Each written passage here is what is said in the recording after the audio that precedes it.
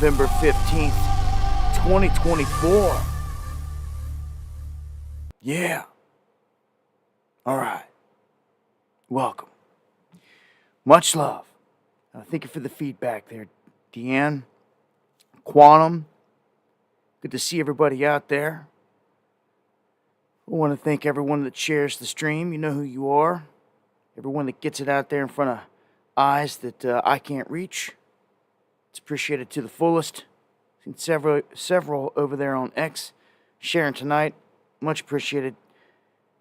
As the OBS kicks out and back in real quick. I'm going to try. Normally I don't keep open this email. Keep it open though just in case. You can also tag me in the chat at Dabu77. And yeah, hopefully everything's good to go now. Live now, ready to rock, exclusive here on YouTube. And I'm going to start off here.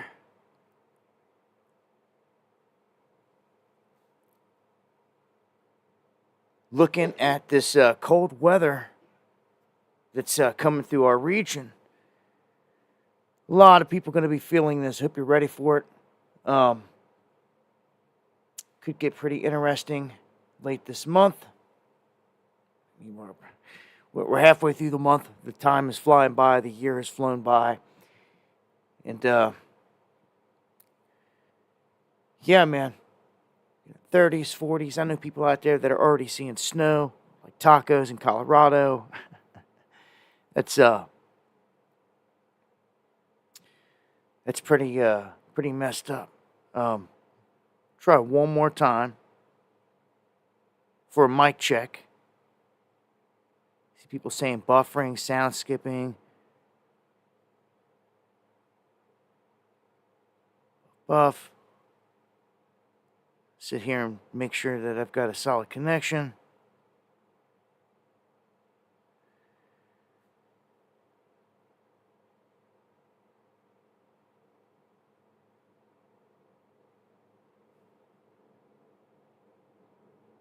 All right, got 5x5s coming in.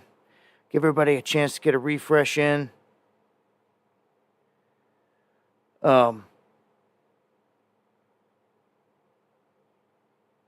right, everything looking good. See, I tried, as soon as I went to open the email that you had mentioned, that's when everything went to crap. I can't have that open. Anything that's got a ton of ads on it, I just can't have. If you guys send me links, same thing. I got to open anything and it's sitting there and it doesn't instantly open. Then it's causing the computer to do a lot of stuff it doesn't need to do. And I won't even open those links. So just be wary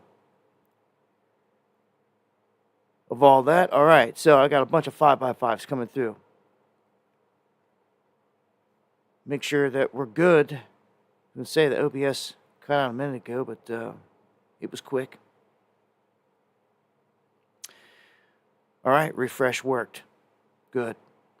I'm going to keep on pushing. Please, if anybody, you see anybody say anything in the chat, please just remind them, because a troll would come in there even though it wasn't messed up and would constantly keep saying, oh, it's messed up, it's messed up, it's messed up, just to try to throw me off.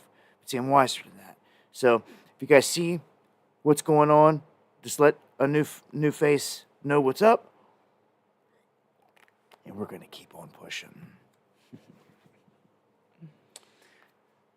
So, if you've got some of this cold weather coming in, I hope you guys are prepared. If you guys are living off the grid, used to using your furnace and all that good stuff, it's no biggie. But for anyone out there that may depend on getting their natural gas filled up, it's about that time.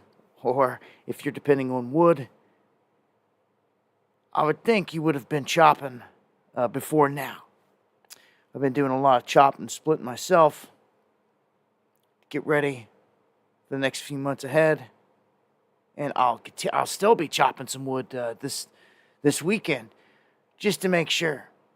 But you never know what they're going to throw at us. It could look like fine, the 10-day, and then you go and you look at it, a day later and it's completely changed. But we've got like highs in like the low 40s and like, a lot of 30s coming this way. It's going to come with this system. So it's not just me it's going to be feeling. It's going to be everybody in the Midwest to the East Coast. I don't know if you guys hear that. Whenever it does that, that means the OBS is kicked out and back in. When it does it quick like that, usually there's not an issue. And I really can't control it. I don't know what else to do than to try something else outside of OBS. But I'm going to keep on pushing here and just try to get the stream out. Last stream, it didn't do it a single time. This time, twice so far. All right, I'm going to get into this Mike Tyson stuff here just for a quick second. It's a big fight that's going down tonight. You guys may have heard very over the hill in old Mike Tyson fighting the young lion, the up-and-comer, Jake Paul. At this point, most of the time, you see the older dude take a dive for the money and hand it off to the up-and-comer, which I fully expect that that may happen tonight. I mean, if Tyson doesn't come out and do what Tyson does, knock him out like the first round or two, I think it's not going to be good for him. And Mike Tyson is very old at this point. He already had health issues leading up to this fight, which postponed it multiple times. Although he's trained his tail off, it is Mike Tyson. A lot of these other fights have been rigged when it comes to the boxing. In fights like this, fights that are one-offs, that don't mean nothing, that are just exhibitions, that have rules behind the curtain. I mean, if you don't pay attention to some of these fights, they'll end up in a draw, and you would have watched it like, hold on, like there should have been a winner, but you'll see that it was not for anything official or whatever. So it has to end in a draw, which if you would have known that in the beginning, you would not have watched it to begin with. It's just sad that people tune in to see something real and end up getting some WWE stuff. I don't want that. If it's going to be real, it's real. But come on, boxing with them thick-ass gloves, like, I'm used to watching MMA anyway. I fully expect this should be a real boxing match, but you should be able to tell.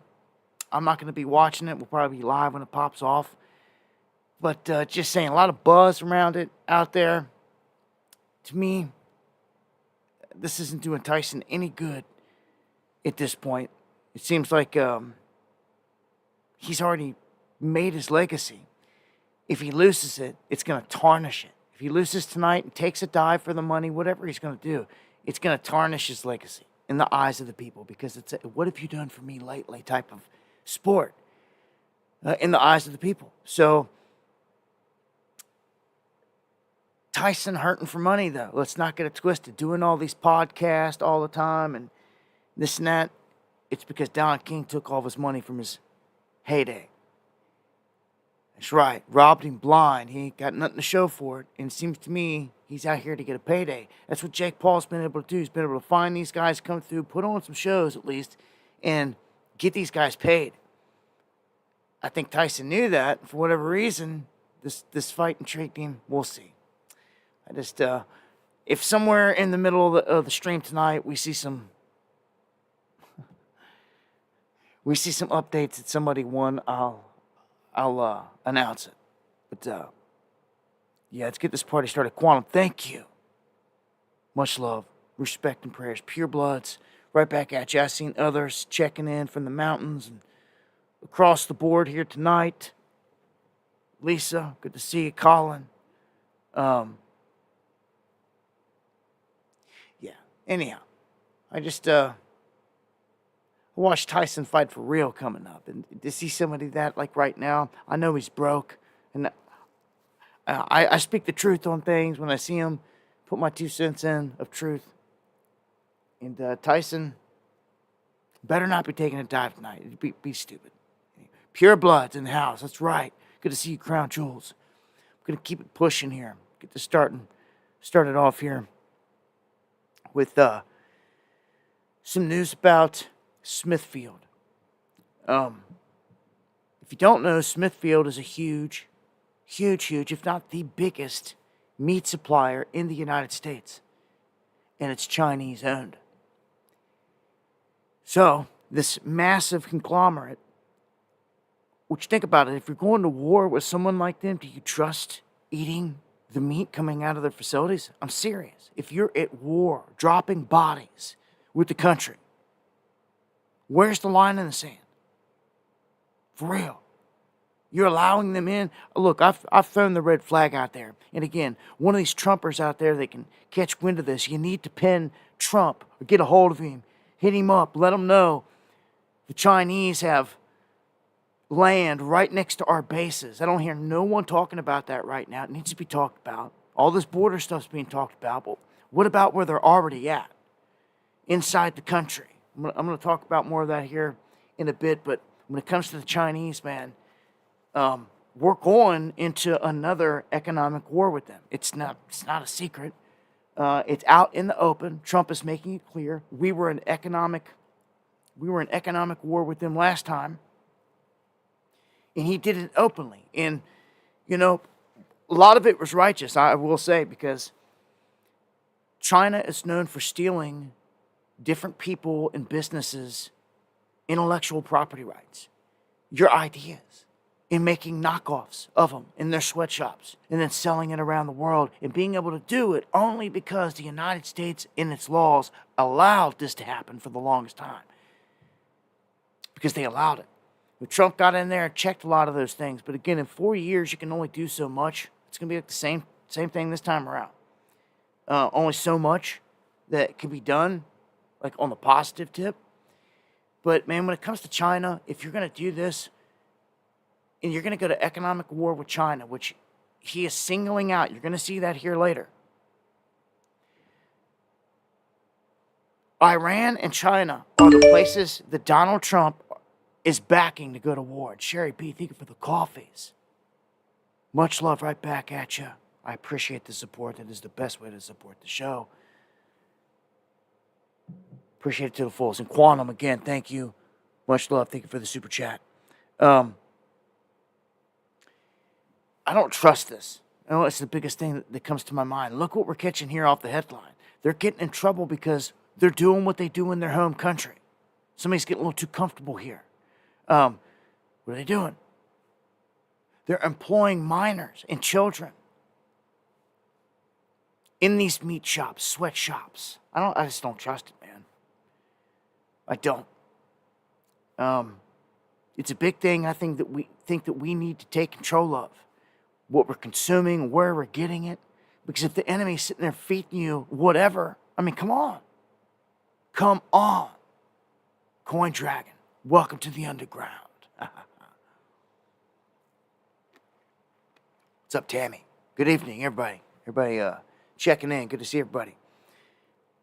I'm just saying, look, it's one thing after another. I've talked about these places having wood chips, metal, all kinds of contaminants, recalls, left and right.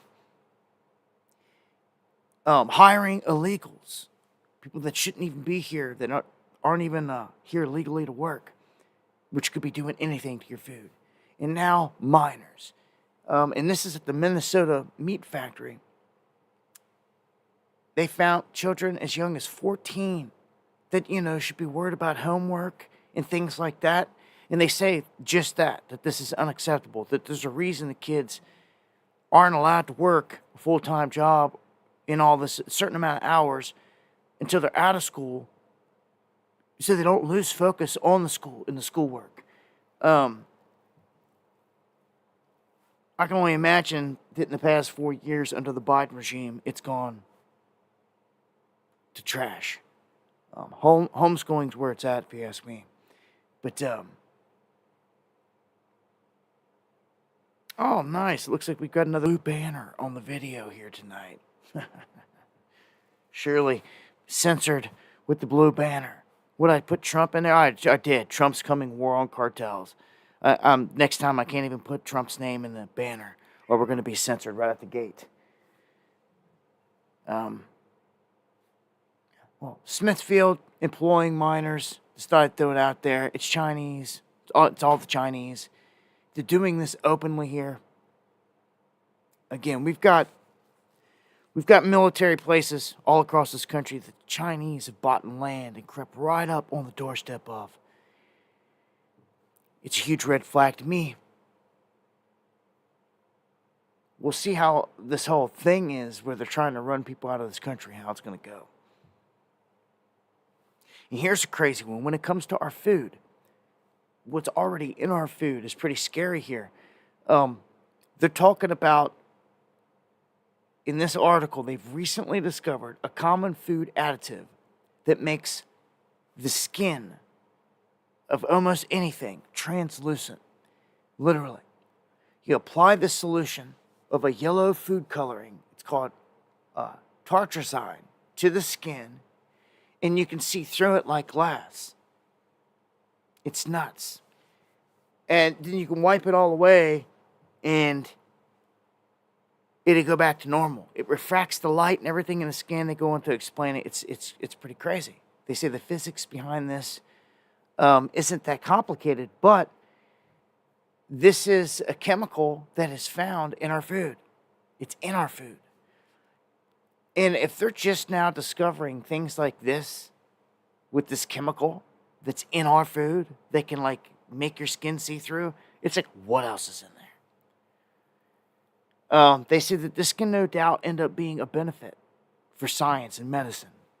For instance, being able to put it on someone's skull and be able to see into it, into places they would have to go invasively. But it doubles back to the question, like, what else is in your food? There's all kinds of garbage in the food. I was just telling you about Smithfield, man. I don't trust it. I do some research these days, if you care, about where you're getting your food. If you can, get it from a local farmer that raises cows, does this stuff for a living, or venison, deer, what have you, for your meat supply. I don't trust any place out there. Do you understand? When I'm out there in like the public and I'm driving around, I'm looking around, I'm looking over and I see places, man, it's just, I get these flashes of like horrific thoughts hit me. Like, go by McDonald's, it's like instantly, it's just like garbage and like what's in it, you know? And that's the theme everywhere, you know? You can go by Wendy's, all these other places, even Arby's. Like, what is that, really? You know what I'm saying? Like, I don't trust anything they're doing out here at this point because they've proven to us they can't be trusted. They try to lock us down, mass inoculate us, do all this other stuff, strip us of our freedoms. All right, so keep it pushing. The damage has been done by the Biden regime. Let's just put it that way. They've wiped the jobs out. They've jacked up the economy. It's not looking good. I've reported on business after main business, staples that have been around since you were a kid, going bankrupt and disappearing.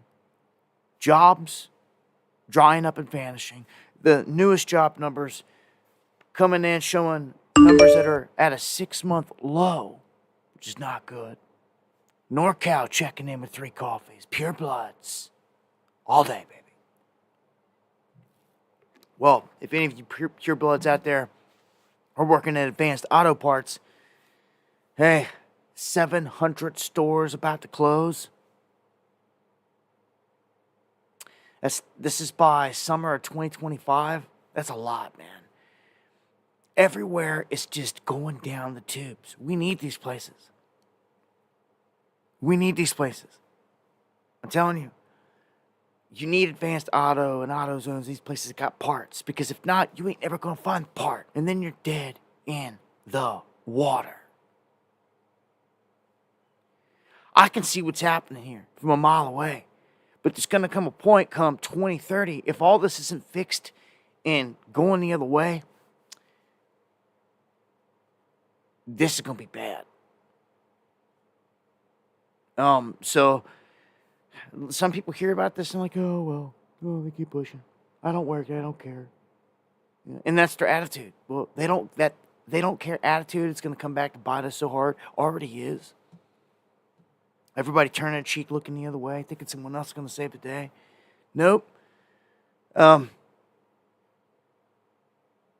I don't care if you're getting your Trump or not. I've told you, I've shown you, and it came out of their own mouths. We're in for an economic hardship, a nightmare.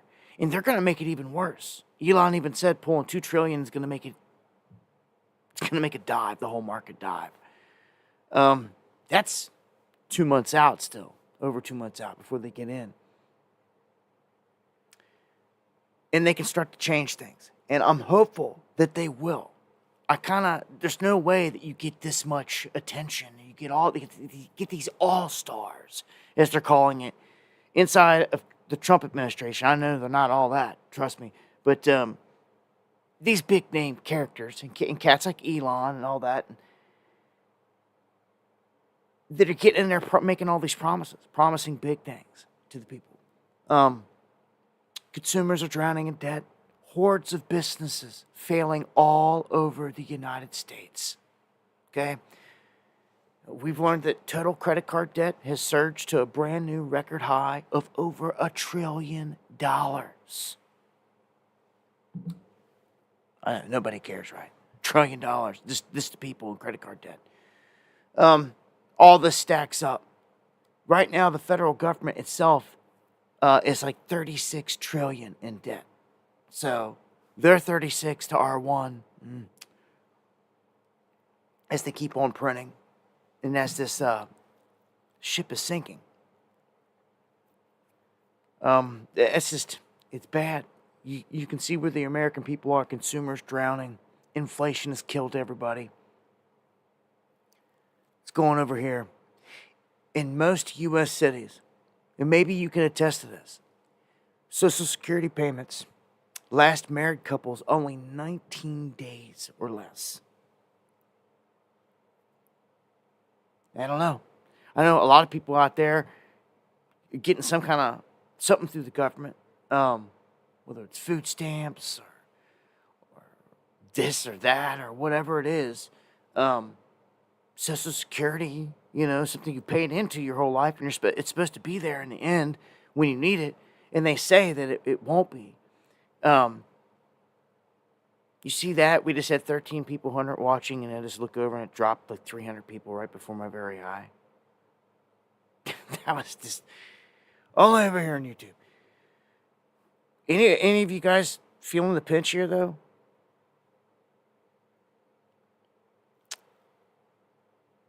I mean, I'm not personally, I've paid into Social Security, but it's always been one of the things that all the time, anytime I've looked at my check and I've seen the money taken out for Social Security, I've said, man, that's something I'm never going to see. Like a waste when I'm sitting there looking at it, like we're paying all this stuff. I look at that and it's like, man, that's just something I'm never going to see. I'm not going to get it by the time I'm in my 60s or whenever you got to be to be able to get to draw on this. I figure it won't exist. They done tapped it out. It seems like they damn near did it with the Biden regime. Look, we're back up here to 1330. See how long that lasts. So, how much do Americans spend on groceries in each state? This is pretty critical, don't you think? Well, just like that, 300 dropped and disappeared. It's insane, the stream over here. So, my state, about 250 is the average. I'd say that's below average for the country. The country's $270 on average. You can see in California, Nevada, Washington State, super high. Even Texas, New Mexico, super high. Colorado, it's not cheap. Mississippi, higher than Texas. Florida, not cheap. In terms of food, Alaska, unless you're hunting your own bear out there and eating it, it's the most expensive. Well, no, it's not. I take it back. Hawaii is the most expensive, but not by much, just a few bucks. Those two places being so remote. That's the thing. If you're in a remote area and you can't grow, if you don't have the climate to grow, which Alaska isn't good for growing, the survival odds up there are just not in your favor. Unless you're growing with greenhouses or doing something, special, putting the money into it. It's just really hard, obviously, to do it up there. Hawaii is just taxed because it's paradise. Out in the middle of nowhere. Check this out in terms of crazy. Can you imagine packing the family up, wanting to take a trip, and go just not even 50 miles away? You ain't gone nowhere in years. You ain't gone nowhere with the family in forever. It's time to get up and get out and do something, right? So, you decide we're going to take the old RV you luckily have. It's still running. You're going to take it less than 50 miles. You figure 100 miles, round trip, we're good. We're going to get out of this place, check it out, camp out, come back. Everything should be good. Maybe a little fee to stay where you're going or so. And you may have to pay some tolls, right? You might, depending on where you're at, you have to go through some tolls. Luckily, where I live, my state, they don't have them like this all over the place. You could find out the hard way, like this individual just did. It took I-66 in Virginia, okay? Virginia's Lurie Caverns. He took his RV and his family with his wife following. The Easy Pass charged him $569 for this trip, round trip. When it was all said and done, he couldn't believe it. And at first, he thought it was a mistake. But then when he went to the toll website, he realized, wow, it's accurate and I've been had. All right? This was for a 22-mile round trip.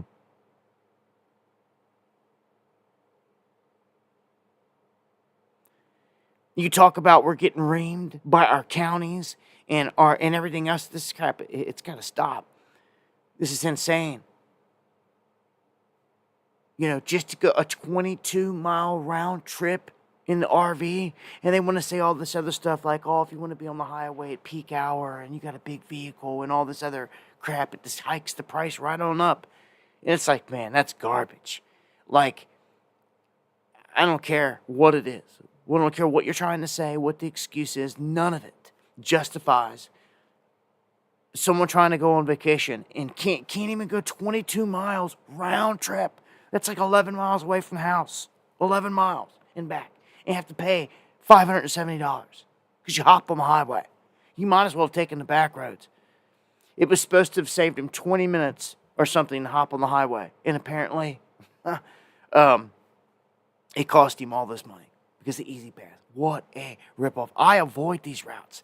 If I got to go anywhere, if I have anything to do with it, I avoid it. And this also has to do, it's played a big part of where I won't go. There's places in this country, certain sectors and cities and stuff, I don't even bother going to anymore. Like I was telling you about D.C. and everything else. Just to get there, you got to go through toll roads and all this other stuff.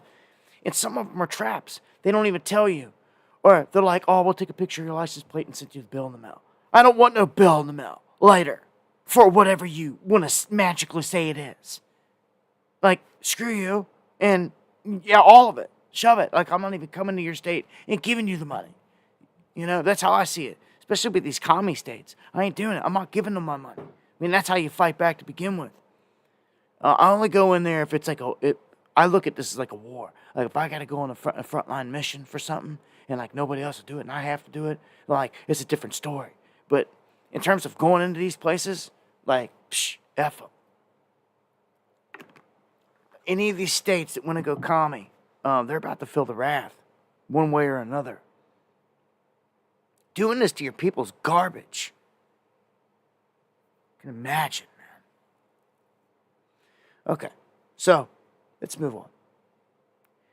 Let's talk gold and silver for a second. I believe that you should be eyeballing these dips if you can, if you've got the extra money to invest and you're looking to do it right now.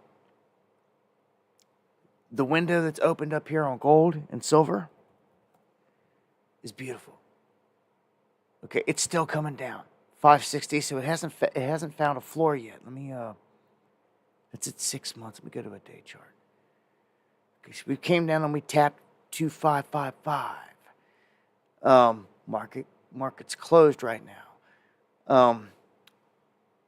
Silver sitting right above 30. It's still, as long as gold's falling out, silver's probably going to fall with it.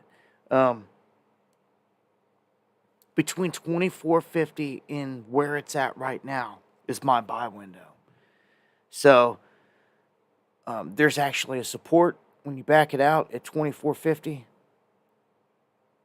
It could fall through that too. But if it did, I've told you before, when it comes to this stuff, like, I'm not going to give you, this isn't like financial advice, okay? I'm just telling you what I'm doing, okay? What I would do, because I ain't even got the money right now to invest, but in this dip, I would keep watching it, pulling back.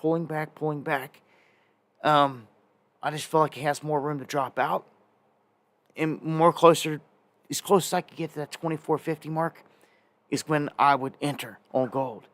On the dip. If it drops down even more, as I said before, for every $1,000 you're going in to invest with, invest half.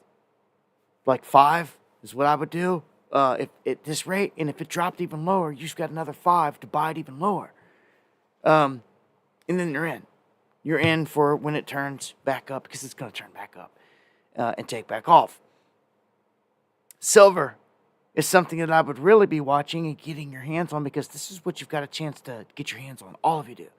All of you know someone, or in your house, or somewhere around, someone has jewelry that's around that's silver. They have silverware, sterling silver, things like that. It's just way easier to get their hands on. Coins that are silver, that are pre-1965, all that's going to be worth a lot of money. I snatch it up. All right. Let's jump to the next one. Let's talk Doge. This is this new department. The Trump administration letting Elon Musk and Vivek Ramaswamy here head this. And they're basically saying they're accepting resumes now, which is crazy. Which is pretty cool. I mean, depending on your resume, for anyone trying to make moves or help this country or anything, I feel like this department, it's either going to do something legitimate or it's just a joke. If it checks out to be a joke, then all this was done for nothing more than to pump, literally, the crypto called Doge, and to continue to do so. But I don't think they're going to do. I think that they're really going to do some things here. They have to make some moves. But what they're saying they're going to do is going to hurt the economy. So it's like a double-edged sword. Do you really want them in there to do it? He's going to take $2 trillion out. It's going to make everything dump. They done said it. I have to keep repeating it because it's coming. And it may be the catalyst. All the people are like a deer in headlights right now. Like, oh yeah, Elon, Trump, and all them, they won. They're getting in. It's like, okay. Get ready. The market's about to dump. Like, oh, you're a conspiracy theorist. Blah, blah, blah. No, I'm not. Elon just said it repeatedly. You dork. Like, I'm a conspiracy theorist, though. Yeah, all right.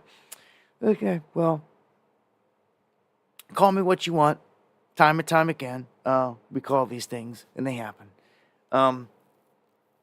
And the man himself just sat there and said it. But, again, some of these people out there, they read headlines or whatever. They only listen to what they want to listen to, and they keep on pushing. They think everything's just going to be this false reality. When these guys are telling you that economic hardship's about to come. It's going to dump out, and then it's going to level. It's going to level out and have to find itself. So there's a huge dump coming, and they've told you this repeatedly. I mean, all of them have, man. I don't know how many experts I've had to show you on here that say that they're getting handed a turd. And the only way to fix it is to do massive cuts and all this other stuff. And to dump off the top, which is what they're going to do. And then it's got to find a footing. Oh, Elon pushed for a carbon tax on Rogan, did he? Interesting. I'd say if he had that, I'd love to have that clip excuse me, so I could play it, but last time I played a Roken clip, I got a copyright thing, so can't play them anymore. All right, gonna keep this pushing. Got a lot to cover here tonight. Los Angeles and its mayor now pushing for Los Angeles to be a sanctuary city. And they want this status before Trump gets in office, which isn't going to be good for LA at this point. Any place that has taken this sanctuary status on has shown that this is where all the migrants will flood to, whether by design or not. They know that this is a safe haven for them. And if they do this, it's exactly that. It's like if they're getting ran out, or say, like they're getting ready to do, they're about to send task force teams after to round these cats up. You know what they're going to do? They're going to run to sanctuary cities en masse. They're going to pile up there because they have laws on the books in these places that are they're going to protect them. You know, Newsom and them, if they can, Newsom and this mayor here, Bass, they'll protect them every bit they can, and even try to say, nope, feds can't come in here and even touch them, or this and that. Which would be interesting if they try to stop the feds from coming in there. You actually couldn't argue with that. I'd rather see the state handle it itself. Screw the feds. Keep them out on the sidelines. They shouldn't be as tyrannical and have the power they have anyway. Like my state did that. My state said that if the feds come in here and you try to go somewhere and Waco somebody at their house and burn them down and all this, you're on your own. You can't call the National Guard. You can't call any cops, no sheriffs. No one can help you. That's the law here in Kentucky. They're on their own. And I love it that way. So, on to the next one. In terms of the economy, I told you earlier. I just said it again. And people need to just get it through their head. There's going to be, like, when they get in here, the way I see it, at some point, there's going to be a massive dump-off, a massive pullback at some point in the market. It's going to happen. And it's basically like we're going to have to weather that storm. Yeah, everything's looking good now. You get this little 2-month window before Trump gets in there, but that's not even safe to me. I wouldn't even be in it. Anytime they could do anything to this thing. Look, what's this say? Trump 2.0. Cutting down rival number one, which is China. All right? The U.S. is set to hit China where it hurts the most. The economy and international influence. Okay, so Trump didn't just talk tough last time. He took action. He launched a trade war with China. He established tariffs, restrictions, and all types of stuff. So he did that. He did this last time. He's coming back in and doing this again. And this is going to create, I feel, like a Cold War. Okay? All Cold War was is economic hardship. Like with Russia, it's all it really is. And things like this, tariffs. So, we're going into a full-blown war with China. This is going to make it hard to get things. I'm going to tell you again, if you're expecting to get items that are coming out of China, I would do it within the next couple months. Why all the sheep and the lemmings don't see it? All you that have the eyes to see and the ears to hear, make your moves now. For those that may have be sitting in cash because they're wondering what to do, getting out of 401ks, out of certain stocks, seeing that it's very topish right now, a blow off top will ruin everything for everyone, which is going to come here anytime. I would be making moves right now. The economy is just going to take a hit, man. I just feel like so many people are especially Trumpers, are like, oh, they're celebrating, they're popping bottles and all this stuff. And it's like, no, like sit down to class, sober up a minute, and look at what's coming. And it's not me. It's your fearless leader. It's coming out of their own mouths. Again, I have to repeat this because it's like I got to pound it into the heads of some people. Like, when this happens, like, dude, we told you a million times.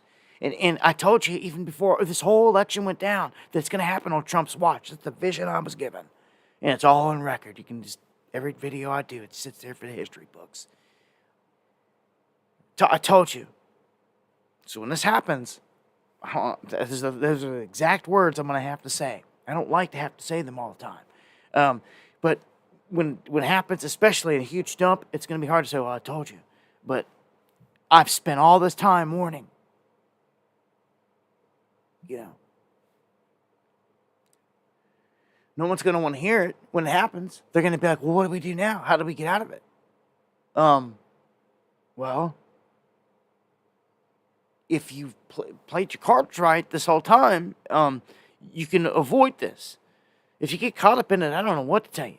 I try to tell you. If you get caught in it, then I don't know what to tell you. We spend all this time telling you all what you should do. So don't come crying later, all right?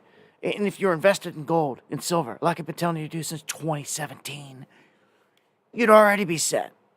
You'd already be set.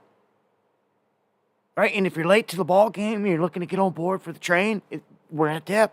We're in a dip. The window just opened. Okay? Get on board.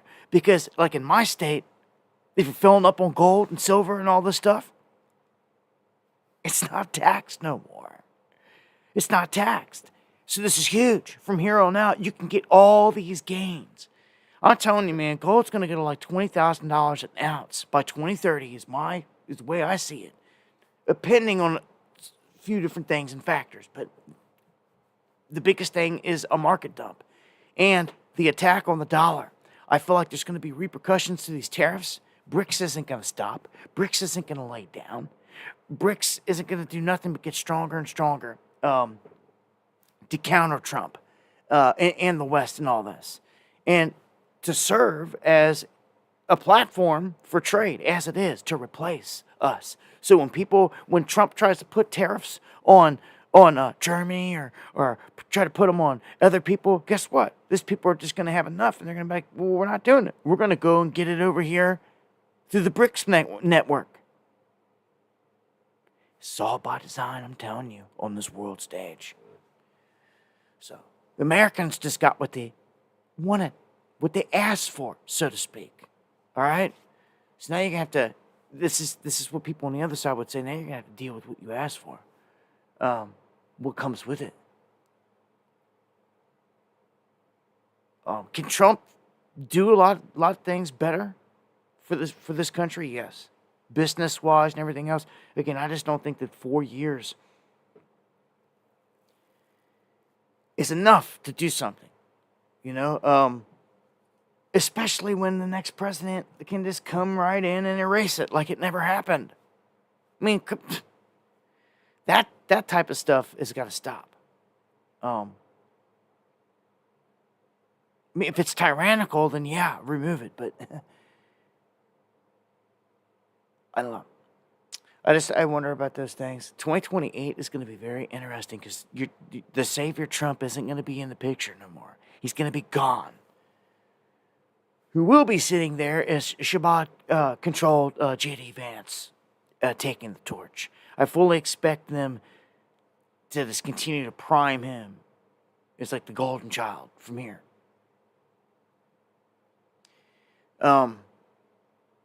Look at this. This is crazy. Can you believe that counties in California are still sitting there counting votes from the election 10 days after the polls closed? That's how bad it is. That's right. Lake County. And looky there. Kamala is ahead. 30% of the votes in. I'm sure it's higher than that now. But of course, Kamala in the lead. Can you believe it? And looky here. Bucks County. And I'm telling you, some things were just, oh man, if they didn't happen, things could have went down a little differently. Especially out of PA. PA was key in the swing states and all of it. And before the whole election went down, like right at the 11th hour, Trump and them launched a lawsuit in Bucks County and sued, and they won. And it was big. Well, now the Democrat commissioners in Bucks County brag about defying the Supreme Court ruling, continuing to count illegal ballots. So they're still doing the same thing, continuing to count all of this things in the books. It's done. Even if you flipped all of PA, it wouldn't matter at this point. Trump, and see, that's where they're kind of like this, they look like fools there now. Like, if this would have been close and drug out and a nightmare, and we were waiting on them, oh, dude, it'd be over. They'd be planning the rig to hand over to Kamala. But it was such a blowout, they didn't get that chance. But they're still sitting there, twiddling their thumbs, counting ballots from overseas. And it doesn't matter at this point. Let me guess, you're getting them all past midnight, and they're all coming in 90% for Kamala. Probably 100%. Still don't matter. It's over. Let's go through some of these names that Trump has appointed so that you guys are aware. Caroline Leavitt. Young, 27. She is now the White House press secretary. So, this is the face and the voice you're going to see from here in terms of any information coming out of this Trump administration. This is all with an asterisk right now, a caveat, if you will. We got to get there first. We still got to get to January 20th, 2025. And can you believe the time has flown by this fast, guys? 2024 just gone, in the rear view. Time's flying. It's like it's sped up or something. Real talk. All right, Trump nominates RFK Jr. as his Health and Human Services Secretary. And you want to talk about one of the big shakeups. One of the guys that talked all this jazz, man. This heavy this whole time. They've been priming him for all this stuff. It's like RFK. It's like, all right, is Big Pharma going to come after him and JFK him? And like how real is all this? How much is really going to be done? Well, sit back and look at it. They can do things here. He really can. They can really shape up a lot of things.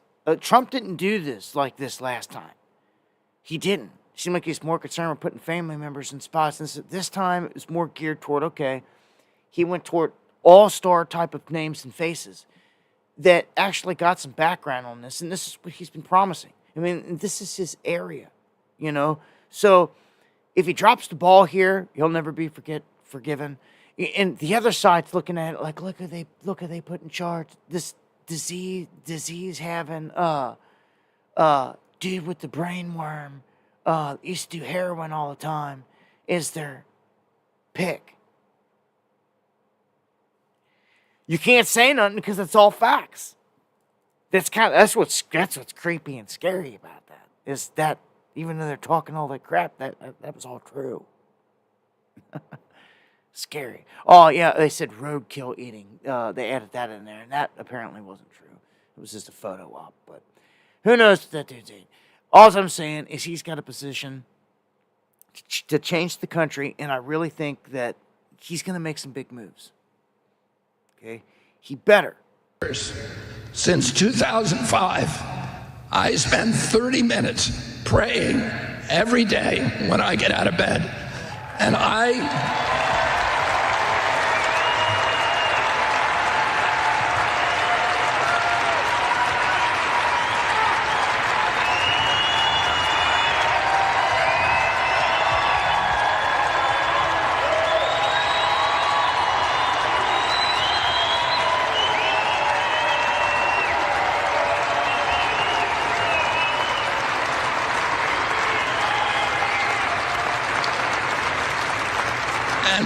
prayer is this. I ask God for 19 years to put me in a position where I could end the chronic disease epidemic and bring health back to our children.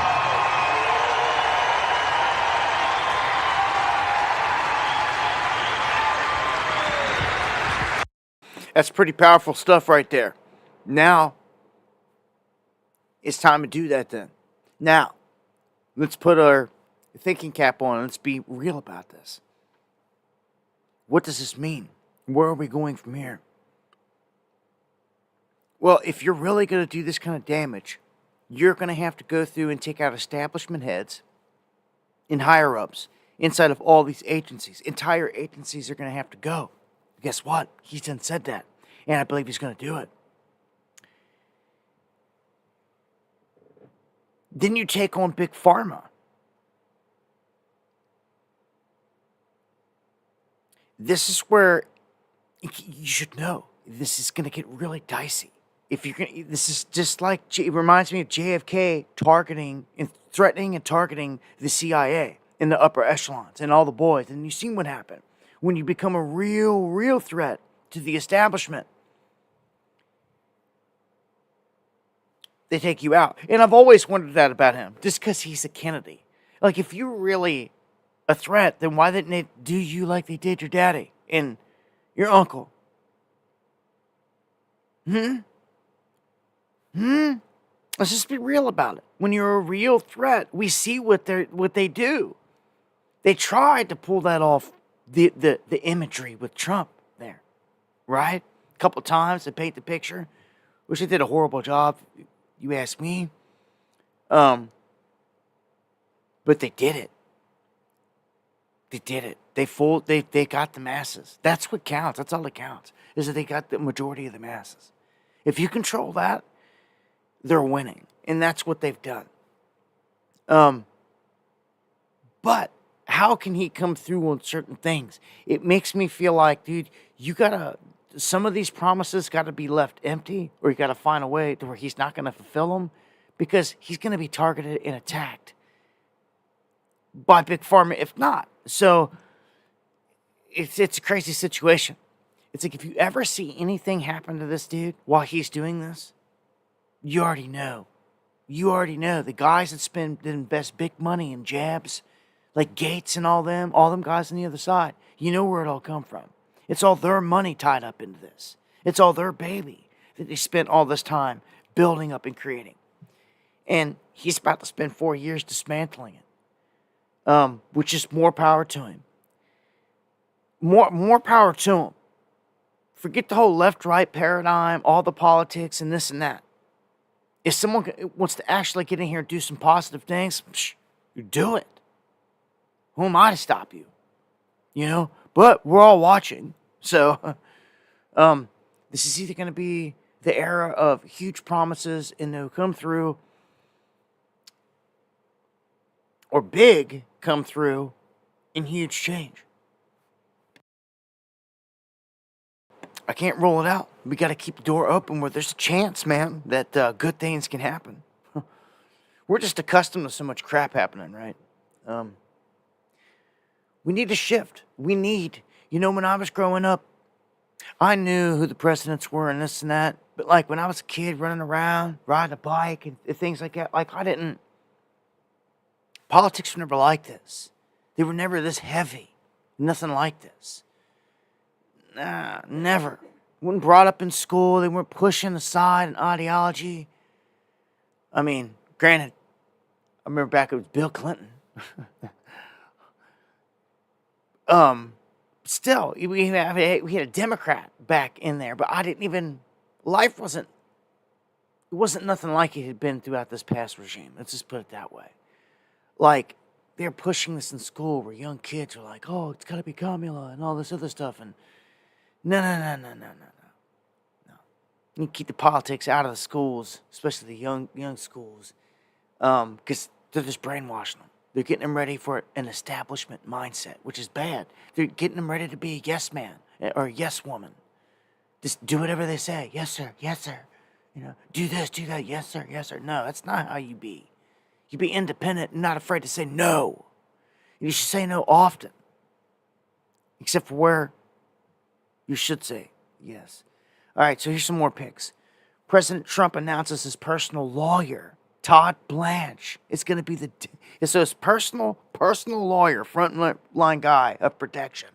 Is going to be the new deputy attorney general. He's like, oh yeah, look what I'm going to do for you. So, talk about, I've never seen an administration come in looking so bulletproof. The whole sweep, the red wave, all the big names they're putting in everywhere. Granted, there's always argument over this and that, but he nominates North Dakota Governor Doug Burgum as the next Secretary of Interior. I mean, some of these jobs you probably never even knew existed. I believe they just create some of them just to fill their buddies in there. Yeah, that's right. That's right, Quantum. And I'll never forget those days. I'll never forget the days of riding bikes and pagers and boom boxes and being free, running free. In this, if you got kids out there, I mean, I fear for the future of this country big time. And where we was headed fast wasn't good. I still don't like the outlooks of it. I wish there was better options around there globally, but there's not. America is the land of the free, so they call it. Belly of the beast, you ask me. And it's a ship that's going down. I've been shown it, and it's like being on the Titanic and it's sinking, and knowing there's no life rafts, there's no way to get off, there's nowhere to go. It's a pretty messed up feeling. And right now we're like cruising, and everybody's like comfortable, sipping their wine, toasting, celebrating, and we ain't hit the iceberg yet. It's like we're about to. Really. The big event, the big economic event. I can't help but think constantly that Elon telling you that this thing's going to tank. It should be plastered all over newspapers, but it's not. Looky here. This is the stuff that I was kind of waiting to see. Who's going to take over the CIA? Who's going to take over the FBI? Like, who are these characters going to be? Who's going to replace Christopher Wray in the FBI? Well, Mike Rogers. I don't know if you ever heard of him or not. He's under consideration for the FBI director. So that's the main cat that we're looking at. At this point, most would say anybody's better than Christopher Wray in their corruption. But just saying, these are the names. I don't know much about this guy, but as time goes by, we learn more and more, and everything in the dark gets brought into the light. Looky here. Speaking of Christopher Wray and the FBI, and if you guys don't know, there's a full court press all the way up till Inauguration Day. They're going after anyone and everyone that they can that was at J6. It's ridiculous. It's petty. It's pathetic. And you can expect that every single one of them are going to be freed by Trump when Trump gets in there. Yeah. Ha. Thank you for that comment. And thank you, Deanne, for the coffees. Appreciate it to the fullest. Much love. God bless. But this is more attack. The outgoing administration's just like, we're going to go after whoever. They had this whole time, 4 years, to go and say something to this dude. But no. All of a sudden, right now is the time, because he pushed a bike rack and swatted at an officer's hand. He got pepper sprayed, didn't do nothing else. He's been sitting there. This is former NFL star Antoine Williams. So they arrested him this week in Georgia for just being up there at J6. So this is a warning. I told you before, I got cats that are out there listening right now that are my peoples that were doing nothing but sitting up there, standing there. Didn't do nothing. Didn't go in the building. Didn't go on the tour inside. Didn't destruct nothing. Didn't harm no one. Didn't do nothing. And they're like geeked because they were just there. And that's the honeypot of these things. You've got to watch, man. And what they will do. Of course, they already played that card, but it's lasted this long. They're playing it all the way out. They're milking it as much as they can, and it's just garbage, man. Cats out there got to worry about this. But January 20th, 21st, pop the gate. I'm back. That's what a lot of them are going to say. A ton of these cats are going to get freed, and really, it's a celebration. It truly is. To see some of these cats that will be spending the rest of their days in the pen get freed, it's huge. It's huge. They'd die in there, man. Right away and die. It's people's dads, brothers, family members, best friends. Lock them away, throw away the key. Like, no. Free Joe Biggs. Free them all. Get them out of there. Get them pop the gate. Boys, I mean, that's a celebration. It is. I mean, what's worse than getting thrown in a cage for the rest of your life outside of getting killed? I mean, come on. This is what these guys are facing. This means their life. This means the world to them. These guys that are going to get out, that are sitting there still. It's insane, man. And look at this. Our FBI that's on the clock still. Christopher Wray and them. They're like, oh, crap, boys. We only got less than a couple months to pull off our last events for the history books. Well, they come out and say that they just arrested a man for plotting a 9/11 style terror attack in Houston. So this is fresh. Taking down this 28-year-old Anas Said at his apartment in Houston. And they're saying that he was plotting this massive terror attack. And when you look into these things, it's always, well, he was with FBI agents that were with him here and there and there. And when you read into it, it's always informants. These people are always with informants all the time for months to help feed them ideology, even make the fake bombs for them like we've seen in the last instance. It's just ridiculous. It's like all of their working and ideas is what it is. Most of the time, it's just not righteous. I don't know if the FBI has ever been righteous, but geez, if they're going in and they're gutting divisions, better start right there. And look at here, turncoat Mike Pence says he is literally praying that Trump does not pardon any January 6thers. There should be a camera on this man. Somebody find him wherever he's at on J6. When Trump makes this news, I want to see if he starts crying. I mean, this backstabber. This guy knew the last election was fraudulent, and he certified it. There's certain guys and people out there I will never forgive. It was treason. And I witnessed it. We all witnessed it. He should be going down for it. He should be tried for it.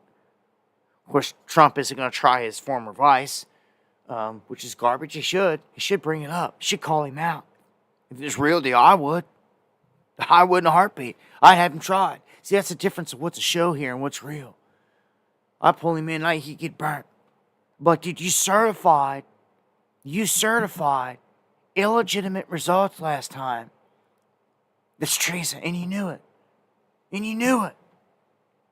Went with the establishment. And it's just ridiculous.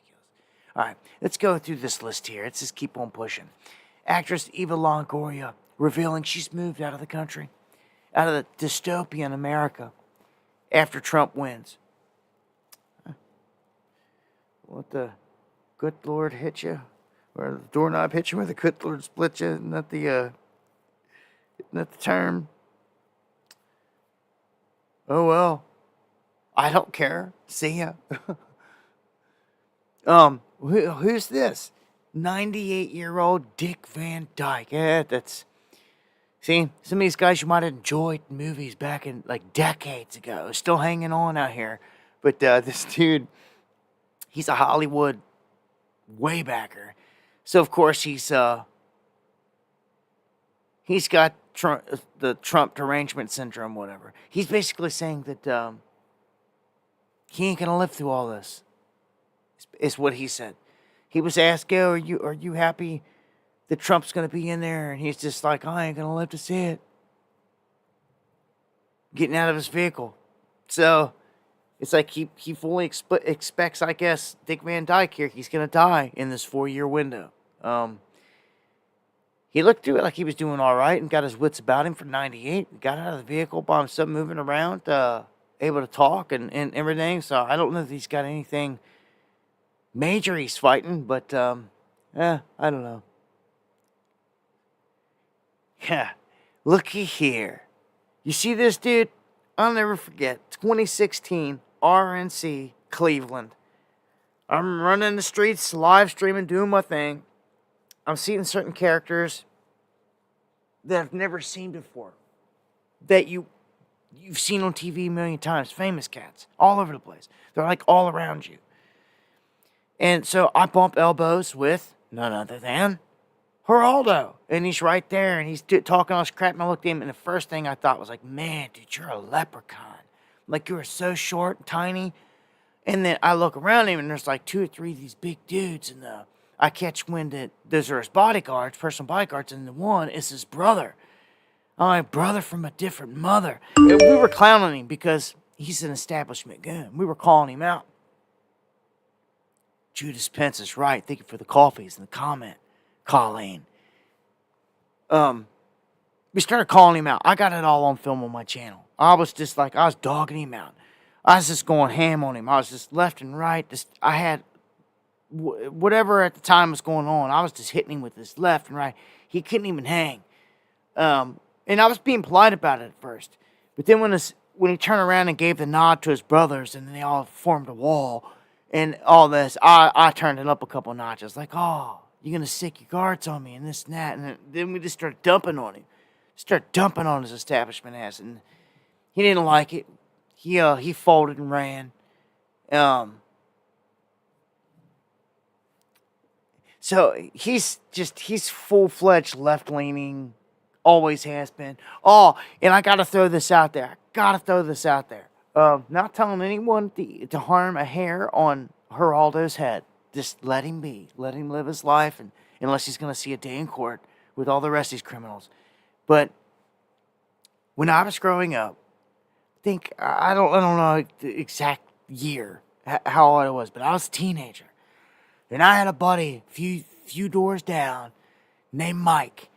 And his brother, his older half-brother, was Jay. And he was a new waver punk type dude. He was rowdy. He was just that dude. And he was like neo-Nazi and all this other crap. Like, just crazy. This is one of the crazy dude on the street. Growing up, I'll never forget it, right? Guess who goes on Geraldo? Jay. Guess who knocks out Geraldo or broke his nose live on television? My neighbor Jay. I'll never forget that. Mike's older brother. I'll never forget that, man.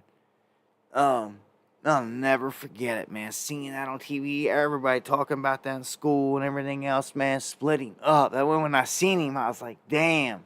It's like, you're just a small dude. And he got a big old nose. Easy target, I guess. But splitting him up, I'll never forget that. If you ever seen that clip, it's out there. It's floating around. You can look it up. Geraldo getting punched on stage during a show, on the show. The Geraldo show. It used to be big, like Springer, like Jerry Springer back in the day. Anyhow, keep it pushing. It seems like all these dudes are butthurt. They're all pissed because Trump's in there. This guy's one of them, John Bolton.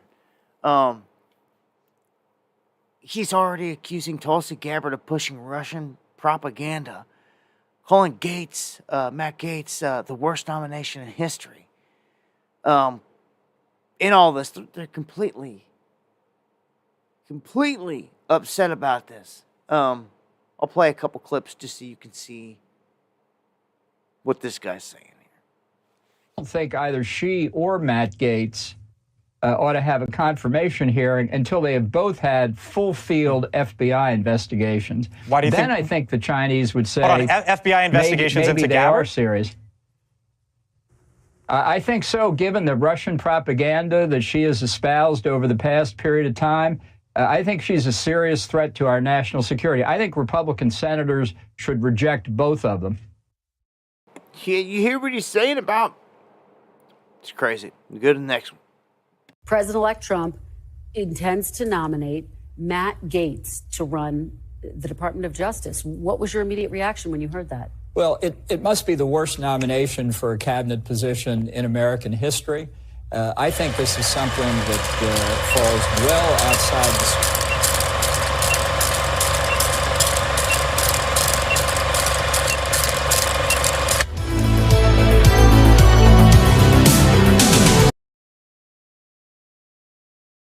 Dude, I don't even know what that was. That was like some Gateway Pundit commercial started playing in the background there. So I don't even know where it came from. I just seen it was coming from that tab and I exited out. So, Sylvester Stallone coming out of the MAGA closet, and you wondered how many of these people, how many of the stars or people out there were really leaning this way, but were afraid to say it, couldn't never say it. He's another midget. And nothing against short people out there, but Stallone, man, he's so small. These dudes, when you see them in real life, like, they had to shot all of Rambo and these other movies like an optical illusion, which I hear they did. Because these dudes are so tiny. It's so crazy. This is crazy. I can't recall two shorter dudes that I've ever seen in real life. Stallone and, dude, I was just talking about it. Look, I'm just going to play this clip. I didn't expect this, but I'll just keep it short and sweet because there's no such a thing as a speech too short. When I did Rocky, if you remember, the first image was a picture of Jesus, and it says Resurrection AC Club. I found a church that had been converted to a boxing ring. So the image pans down from Jesus onto Rocky being hit. And at that moment, he was a chosen person, and that's how I began the journey. Something was going to happen. This man was going to go through a metamorphosis and change lives. Oh, wow. Just like President Trump.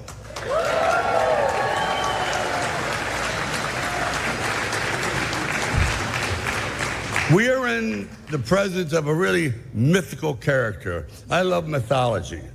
And this individual does not exist on this planet. Nobody in the world could have pulled off what he pulled off, so I'm in awe.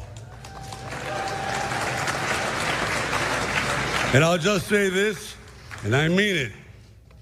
When George Washington defended his country, he had no idea that he was going to change the world. Because without him, you can imagine what the world would look like. Guess what? We got the second George Washington. Congratulations!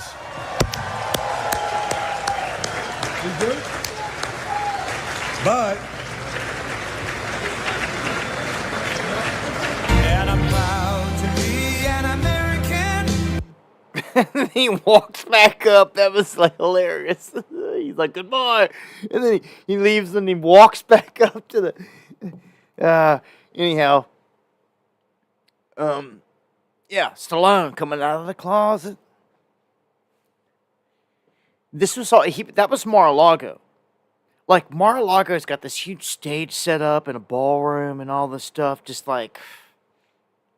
I guess it would definitely be worth seeing. Getting in there and being... the experience. Just to see what it's like in there. You've got Malay showing up down there too. This Argentine dude. He's like a populist type of president. So he leans right, so to speak, with Trump and them. Here's a clip. Javier, I'd like to congratulate you on the job you've done for Argentina. Your speech was beautiful, but the job you've done is incredible. Make Argentina great again. You know, MAGA. He's a MAGA person.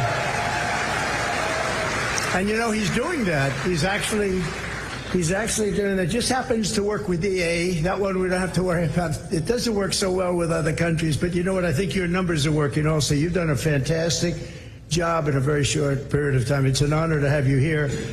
That's really great. Thank you. Also, make Argentina great again. So MAGA, that slogan works for him. So they're not going to waste it. They're not going to waste it. They're using MAGA in Argentina because it works. Mar-a-Lago Theater. The world is a stage. All right, check this out. I told you we got to get through 2 months, right? We got to get to January 20th. Just for Trump to get in there. And it seems the Dems got some tricks up their sleeves. And Schumer is ramming a bunch of judges through before Congress even begins, before this whole thing. So they're trying to get certain judges rammed in. Today, they confirmed Kathy Fung off the Democrat side as judge of the U.S. Tax Court. So these are the last minute little spots are plugging in that they can. They confirmed David Huitema for director of the Office for Government Ethics. And they're going to advance Embry Kidd judicial nomination to the 11th Circuit. So that's a couple moves they're trying to make there. And this is probably one of the bigger moves being made right now that they're trying to go through with. Pay attention to this. The Dems are openly revealing a plot with the shadow government. They're naming individuals who can undermine every single Trump cabinet member. And it's like it was talked about on the floor, and it's like, okay, cameras are rolling. I'm just going to let you hear what they're talking about here and who they're talking about installing. Of course, Adam Schiff, they're talking about putting into a high position. He should be going to court and into jail. It's like, dude, this is really going to come down to a slugfest here if he starts going after certain individuals. If Trump attempts to weaponize the justice system against his political opponents with Matt Gaetz at the helm, this is the whole thing. I'm telling you now, they are going after people. Remember what I said on the last stream? Bannon just got thrown in the clinker for like 4 months at least, just to throw him in. Political ally of Trump's. They were targeting certain ones, Roger Stone, others, and hitting them, right? Tables have turned. Other people are going to get hit. They're going to get taken down. People are going to have to.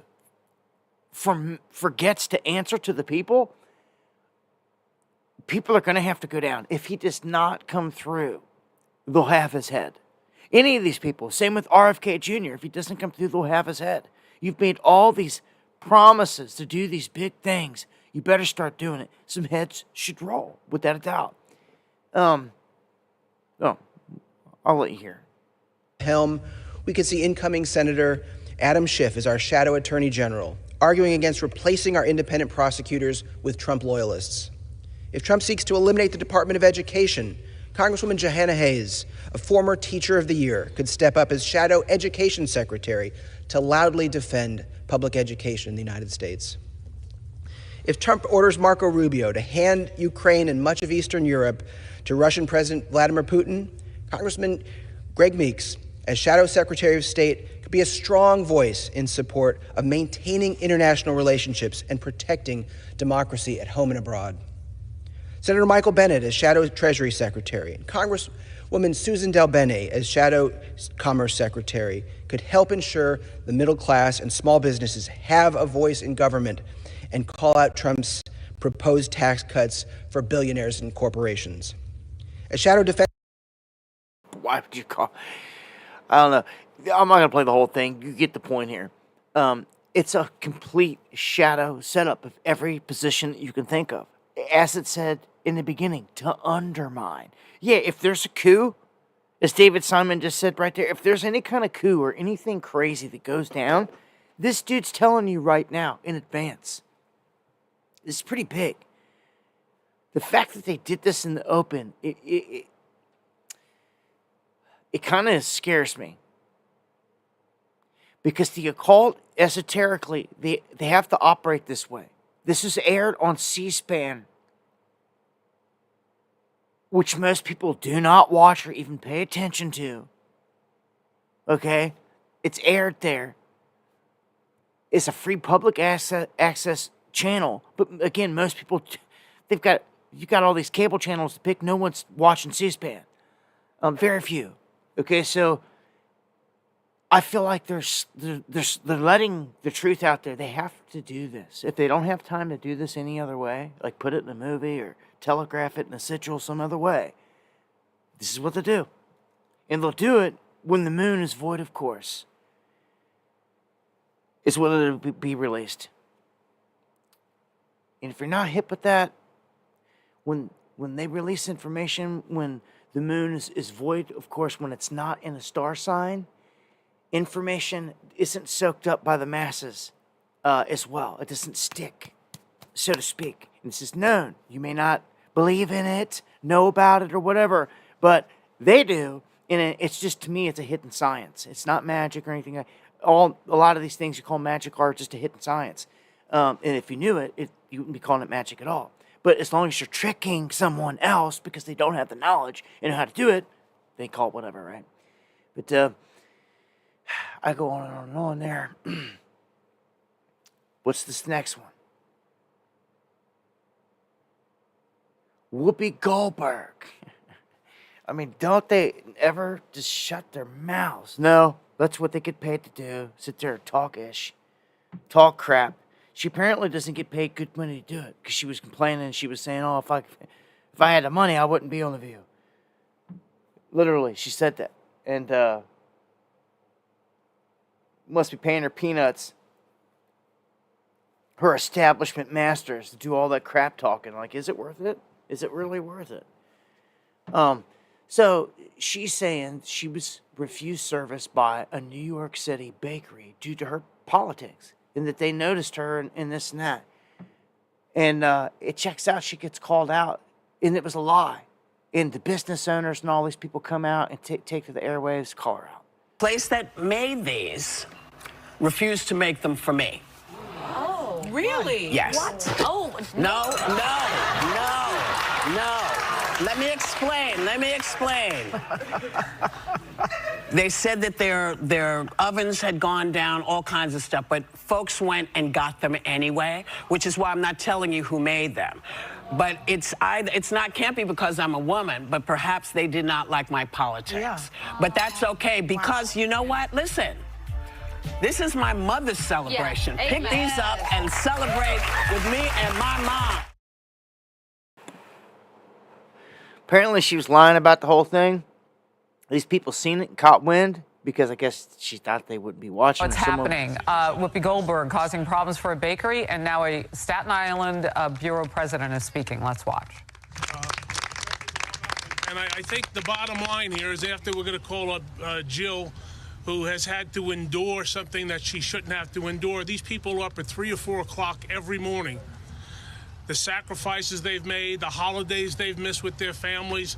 To make Staten Island better, they have sacrificed for 145 years. Rutherford B. Hayes was the President of the United States, for God's sakes. And they're still here, and they're still strong, and they're not going anywhere, despite what other people on television have to say. And frankly, the people who defamed the Holterman family should apologize to the Holterman family for making stuff up to suit their needs. There you go, getting called out, and they should, just like this. If they're going to try to use their airtime to brainwash their dumbass audience with whatever, they need to be countered. And it needs to be taken to the bigger airwaves where, who knows, maybe some of them same zombies that are consuming The View catch wind of this. And they see that, okay, yeah, your woman over there is, if that's what you want to call her, Whoopi, creating lies. Yeah, remember when she used to be funny? I said that on the last show. Remember when a lot of these characters used to be funny, but they're not anymore. Remember when late night talk show hosts were actually funny and the politics weren't like establishment embedded into it? Like Jimmy Kimmel makes me sick. Like, I can't stand to watch someone like him. He is as brown-nosing, establishment towing the line, a yes man, as you can ask for. And I think he's in trouble. When he's all teary-eyed up there, it reminded me a lot of J-Lo. J-Lo got up there crying and teary-eyed, and we know that J-Lo smoked. J-Lo's done. She was with P. Diddy at the height of all this stuff. If you haven't been keeping up, she's done. And just divorced Ben Affleck and all that because of this, because everything that's about to come out with this. That's going to be a huge story going to take over the airwaves here in the next month or so. It's just going to be huge. All the names that start to get dropped, I mean, they've been dropping. Kind of a little like trickling out, to be honest. And I've named a ton of them. And people are actually fleeing the country because of all this. It's crazy. But like Whoopi here, making statements, lying on people. I mean, lying on the bakery. Man, boycott The View is what I want to say out the gate. Wish you could do more, but all right. Here's one. We got J.D. Vance going off on the AP, saying that they did a hit piece on Pete Hegsworth because of his Christianity and his tattoos. And what I seen is they spun this big time, trying to say, I don't know what they were trying to say. I almost think it was false spun information to try to cover this whole thing. And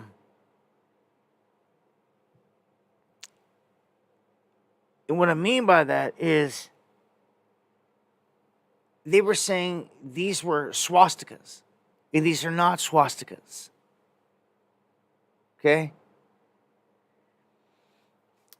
Now, what they tried to do here is try to cover the story, try to cover it up and bury it, if you ask me, really quick. And they tried to put some information over it to where when you read the story, you'd be done with it in your memory bank, you put it away, you wouldn't ask any more questions. Because it's a rather obvious tattoo. It's big and it's blatant. Now, to say that the swastikas was stupid, it didn't make any sense, it took away from it, but it deflected. It deflected the story away, which was the whole point. And I believe that's why it did it. What J.D. Vance tries to do in Damage Control here is say that that's just a Jerusalem cross and that's it, and that you're attacking his Christianity, blah, blah, blah. And that he's not a white supremacist. That's also why they tried to deflect. Say he, a Nazi, white supremacist, all this stuff, but that's not what it represents. So wouldn't you like to know the truth? What this really represents? This represents the order of the Holy Sepulchre, which is connected to the Jesuits. That's what it is. The Order of the Holy Sepulchre, or the Knights of the Holy Sepulchre. It's actually a Jesuit branch, or a Catholic order under the Jesuit branch, connected to the Holy See. The Pope is the sovereign of the order, and the Pope answers to the Black Pope. Do you understand? If you don't, you need to do your research and get this all figured out, because it's all in Jesuit command. Okay? And that's the truth of it. It's all Masonic. That's what they didn't want to mention nothing of in this article, or any of the, and they deflected away from all that. But I give you the goods. They have a Cardinal Grand Master. It's Fernando Filoni. And this group's been around for a long time. Pope John Paul II declared the Virgin Mary as the order's patron saint. And they call her the Blessed Virgin Mary, Queen of Palestine. Interesting name, huh? Be given to the Virgin Mary. To attach Queen of Palestine to it, huh? But that's what that is right there, that tattoo. It's that order. So he is of that order. Do you understand? That's what he is. He's of the Order of the Holy Sepulchre, a massive Jesuit Masonic group. That's what it is. So,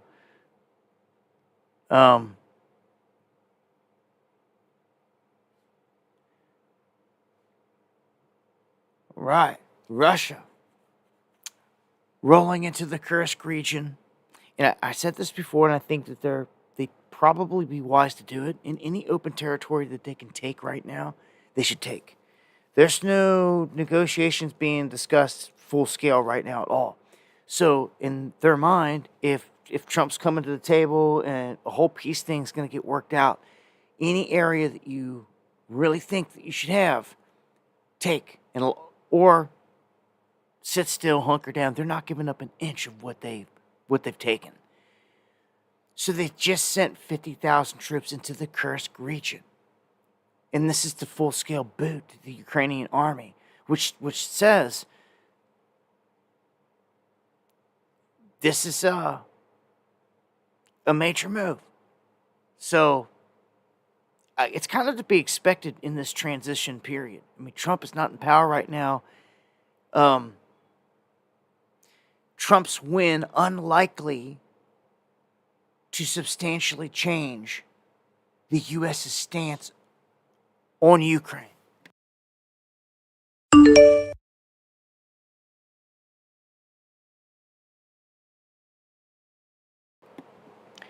And check this real quick. Iron Man, thank you for the coffee in the comment. So look, a lot of people when it comes to Russia, all they think of is they just think Putin. But there's a lot of other people within the Russian government and the hierarchy of it. That's not just Putin. You've got Medvedev. That's the Secretary of Defense, so to speak. And you've got Lavrov here. He's the foreign minister. But these are big key positions, and they've all got their own little comments and thoughts and opinions, just like our politicians do. And even though Putin may say he's willing to talk to Trump and this and that, you know, you get it from a different perspective here. Lavrov says, yeah, but even though Trump's in there, it's unlikely to change anything.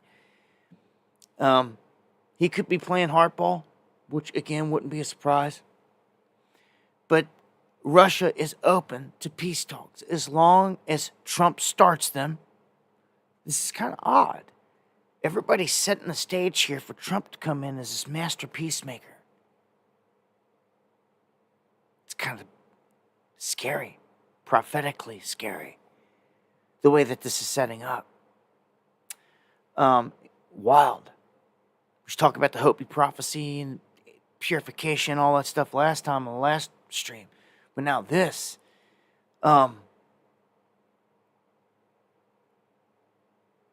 it's got to be based on reality, basically, they're saying. And this is, we'll see where this goes. They're saying that he's got to come with this peace plan. He's got to start it, which he says he does. He's extending the olive branch. We could see more on this in days and weeks to come as we get closer. I'm sure you're going to end up seeing by the time we get there that he's been talking behind the scenes to them to try to set something up, and Trump and them are going to have their demands. Well, look here. Zelensky says the war is going to end faster under the Trump administration. This is out of Zelensky, the puppet's own mouth. The money's drying up. Obviously, a change of hands here. The bank's closing for him. No more sending money there to be laundered, converted to gold. That whole thing's ending. But it's crazy here. Look at this one. It says that Russian nuclear weapons are keeping NATO troops out of Ukraine. This is one of the top admirals, and he just flat out says it. He states that the nukes are the thing here. Like, they started a war, a proxy war. They did all this stuff. They pushed it as far as they could. And, like, we are literally at a point where that one of the top admirals here is saying that, look, if they didn't have nuclear weapons, we would have been in Ukraine, and Russia would have got stomped. They'd been kicked out. But the fact they're sitting there with the finger on the trigger of nukes has changed this whole thing, and they really can't do much more. I don't know if this is opening the door for peace talks or to turn the table here, but I don't know. It's an interesting admission that, the nukes is the only thing's keeping them honest right now. And Russia knows this. And I'm telling you, at some point, they're probably going to flex and pop one off somewhere. A tactical or a series of tactical nukes. This whole thing with Trump and peace is interesting. Let's see if he can do it. Is he really going to go in there and be the man of peace? Is he? Okay, Ukraine is setting the stage for one big scene where he could do this. And remember, as it said, they'll say peace, peace, and then comes sudden destruction.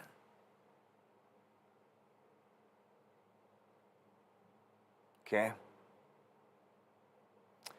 They're claiming the Houthis got these amazing missiles all of a sudden.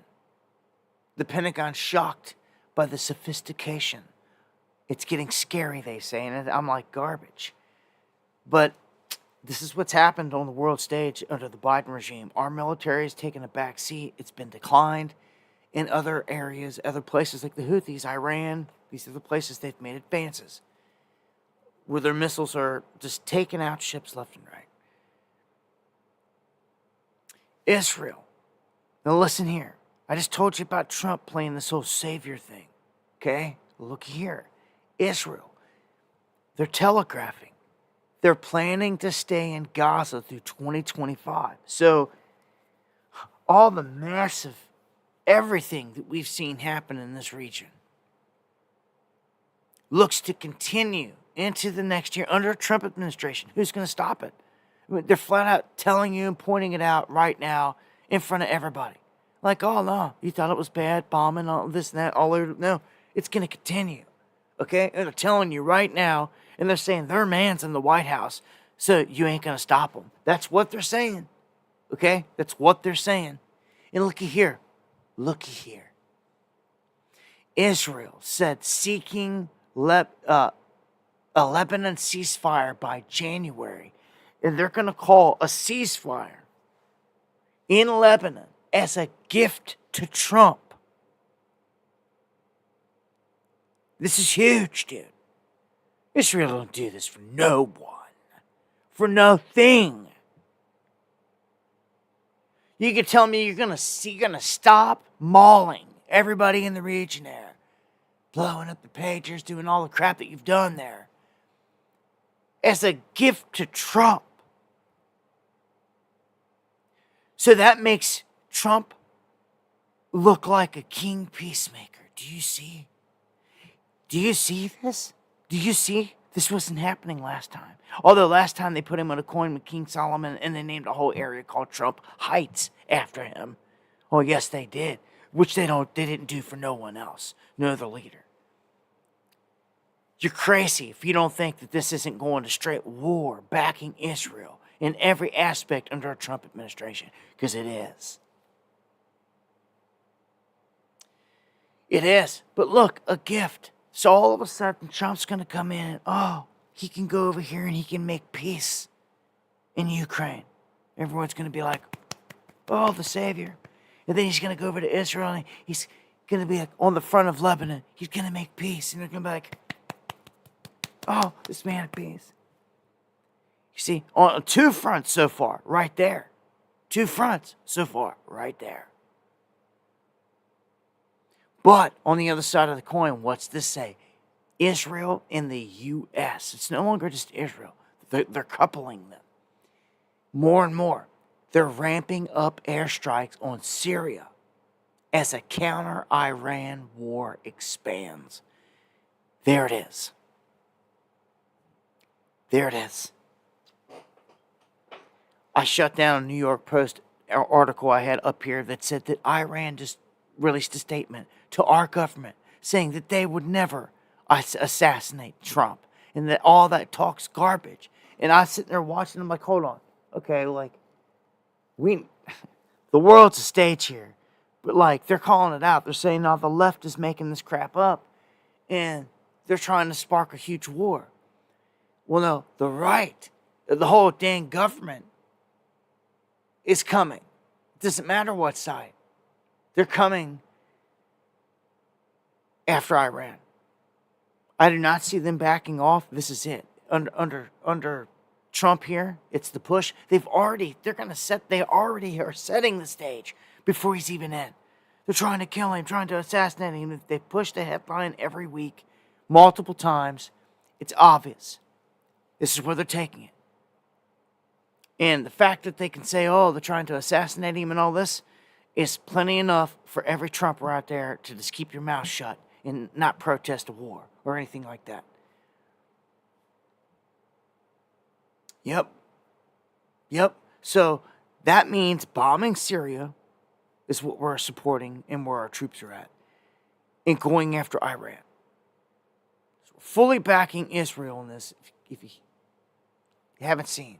And in this whole thing right here, it says the 3 key energy moves that Trump can do in his first 100 days. Well, like one's about economic stuff here, but then the second 2, it says another move Trump is likely to make his first 100 days will be pushing for a negotiated settlement in the Russia-Ukraine war.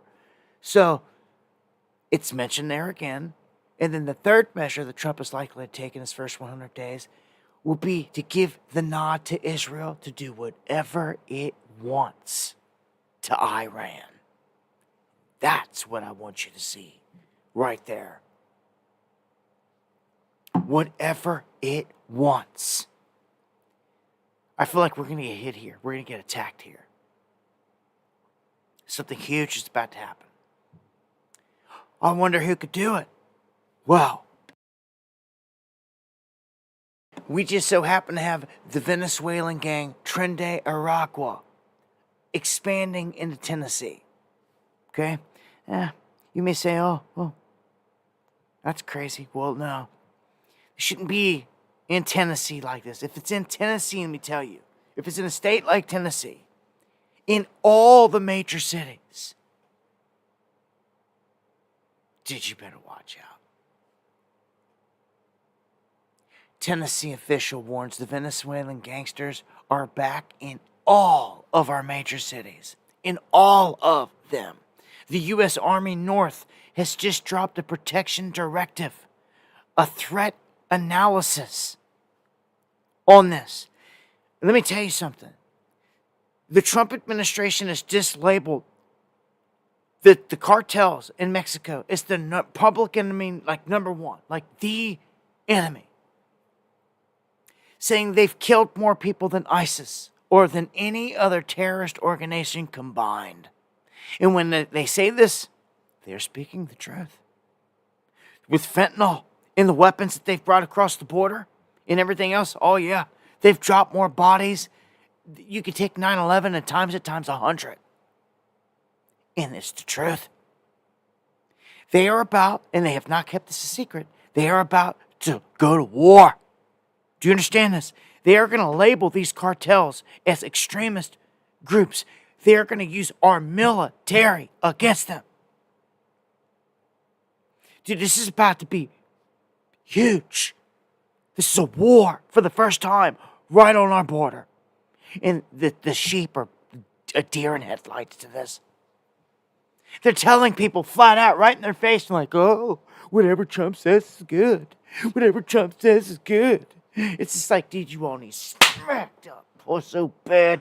Like, you're about to get hit by a freight train. A war's about to begin. Here. Full scale. And that's what's going over the heads of all these people. Yes, it's good they're going after people. But do you think they're going to go lightly? Do you think these gang members in every single city, major city now in Tennessee, of all places, is going to go lightly? Do you really? I don't. I think this is shootouts. I think that this is hostage situations. I think that this is as bad as you could ever imagine and get. This is going to be way worse than BLM ever was. Do you understand me? Yeah, BLM lit some cars and some buildings on fire and busted out some windows, robbed some places. But the unit that they've got in here now to do their dirty work, their specialty is murder, killing. It's a different animal. I'm telling you, this is about to get crazy. They're all over the places. This is showing in their warning in Tennessee. They came through Chihuahua, out of Mexico, into El Paso, and then distributed. So they're showing you right there. They're coming through key corridors like El Paso, where they've got just Uncommon is there in the chat. Uncommon News in the chat is constantly telling us what he sees with his own eyes in the area, in the town. This is constantly coming through every day, all the time. And you can see where they're going from there to Denver. This is why Denver's got such a problem. It's where, if everybody knows, if all right, in Venezuela, if all the foot soldiers are given a map that's been made and printed and handed out to every single one of the foot soldiers to make it to America and where to go, this is the map. Okay? This is the map. You come across the border into a main key area like El Paso, and then you meet up with others that are on the other side that have other information and help and guidance to get you to the next spot, the next key city, which is Denver, right up in the heart of it. And this is why they're seeing such an influx. Then they're spreading them out, pretty much. They're spreading them up into the Pacific Northwest out of Denver, all toward the West Coast out of Denver. And then out of El Paso, which is like the main hub, again, they're going out to Chicago. They're going up to into New England, NYC. You know, all that. They're sending them everywhere. Into Tennessee now. I mean, it's everywhere. For me to tell you here tonight that they're in every major city inside of Tennessee is scary. It's like, can you go to Pigeon Forge, Gatlinburg, and like not see these cats? Like, we're going to find out because I'm way overdue. That's like an old second home to me coming up Tennessee in the Smoky Mountains. Like, I ain't been there in a grip. Like, I need to go down there and just take a weekend trip and get away and visit it and just see if I see some Trende Aragua. Because trust me, if I see anything like this down there, you're going to know. Like, do you see it there? I don't even know what to say. Well, I know that strike teams are about to be coming.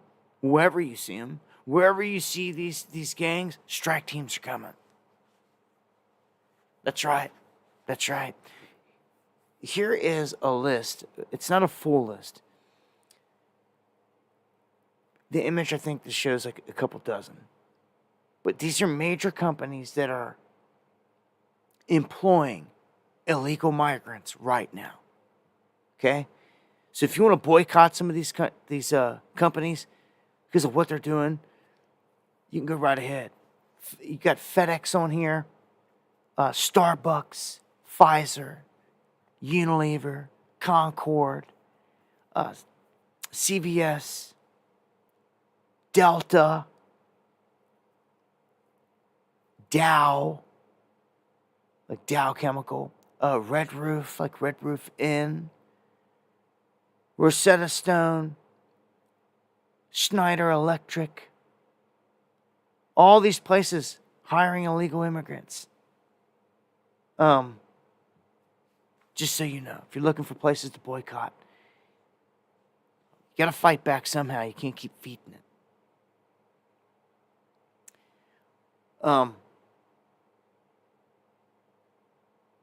right, this brings me to my last topic here.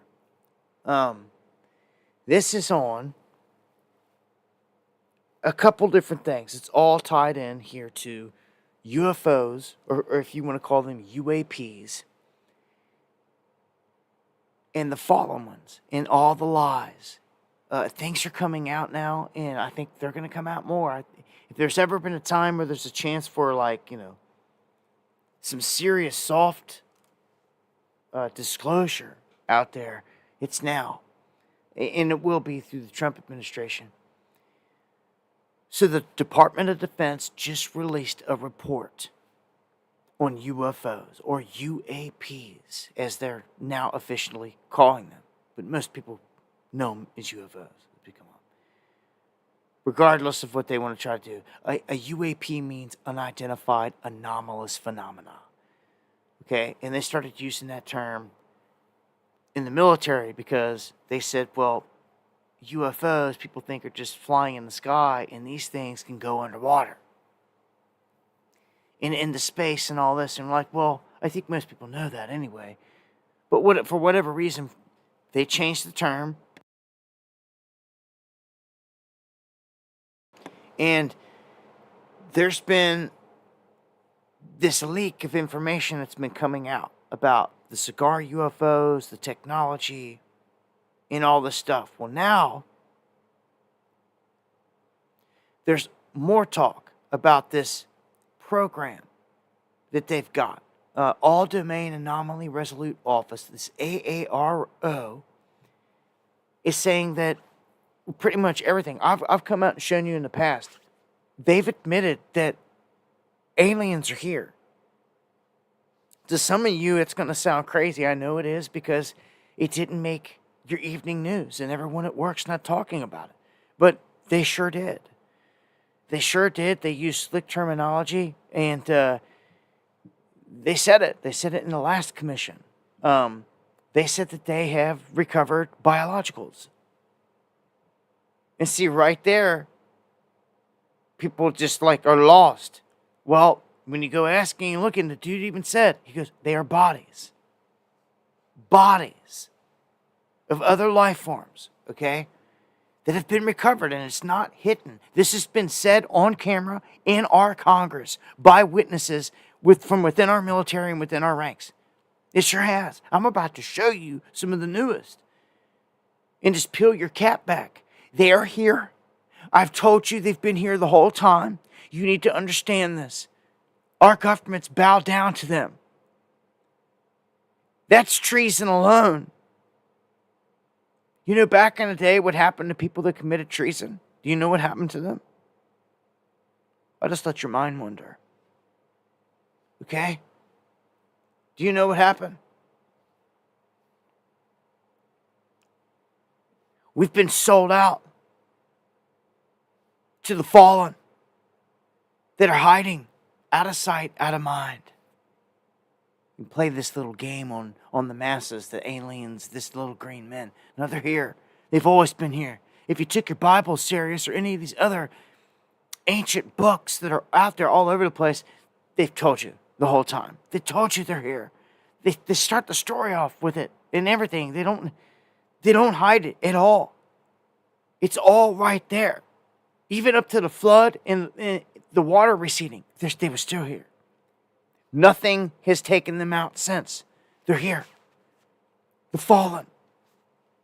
It's a hierarchy. You need to know this.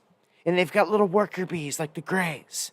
They go out and do their dirty work and all this other stuff. They can't sexually reproduce or anything. Okay? The tares, if you will. That the Most High is going to come back and going to set this thing straight. There's a lot of wickedness that's happening here. Even through the first time around. They were not supposed to fornicate. They were not supposed to have sexual relations with the humans of this planet and teach them the things it did. But they did. So they've been locked here with us ever since. Maybe you forgot. Never learned this. This is pretty critical. Because from here on out, when we start to talk about these things, it's not conspiracy. It's not if, ands, or buts. These are all facts from now on. Do you understand? This is facts. This is where we're at this point in time. So, the congressional hearing says we're definitely not alone. And I'm going to play some of these clips here. We'll play these clips, let you hear them. We'll finish out. There's a handful of these different clips here. They're important. Here we go. Number 1.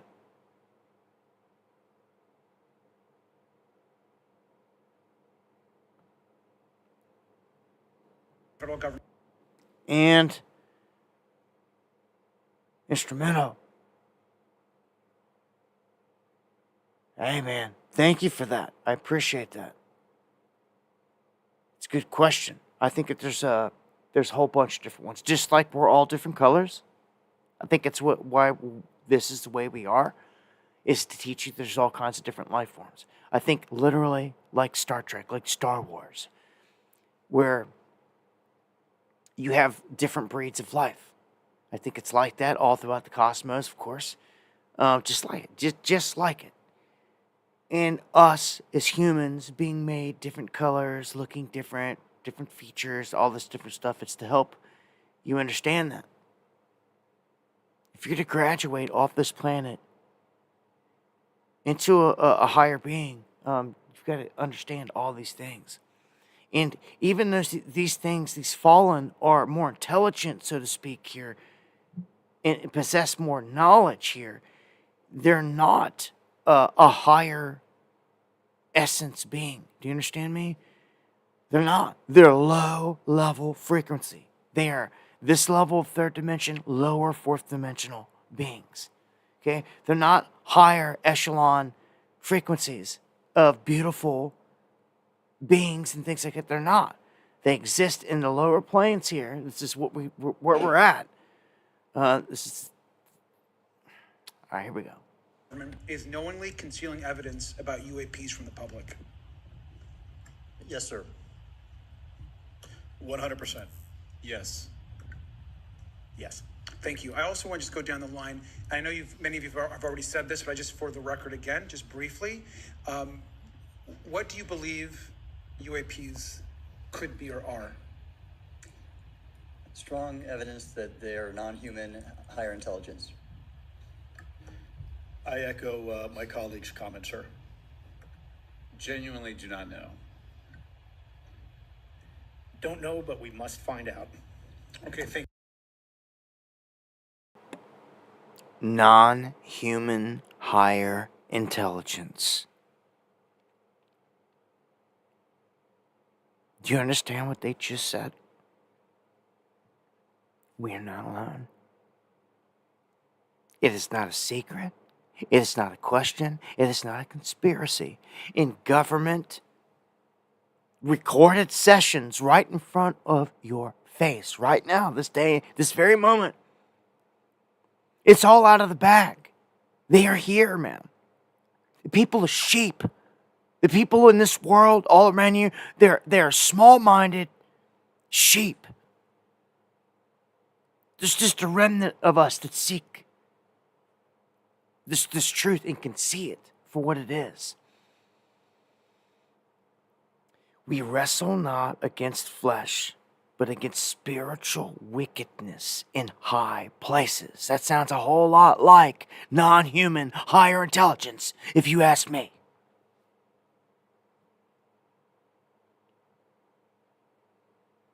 It is the jinn. I've told you this whole time. I've told you this whole time. Let me keep going. This is some mind-blowing stuff. When it comes to Blue Force Technologies, I would not be able to discuss Okay. that. Are you read into secret UAP crash retrieval programs? We would have to have a conversation in a closed session, ma'am. I signed documentation 3 years ago that restricts my ability to discuss specifically crash retrievals. I submitted for my book through the DOPSR process, which took a year for it to be reviewed.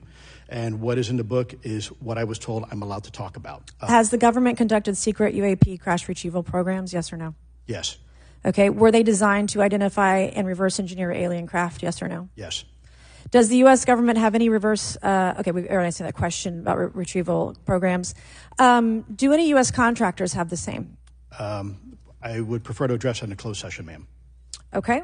In your book, you mentioned government employees who've been injured by UAPs placed on leave and receiving government compensation for their injuries. Is that correct? That is correct. How can the government deny we have recovered craft if they're paying people because they've been injured by recovered craft? Great Ma'am, question. that's a great question. That's why I think we're here again, because I've seen the documentation by the U.S. government for several of these individuals who have sustained injuries as a result of a UAP incident.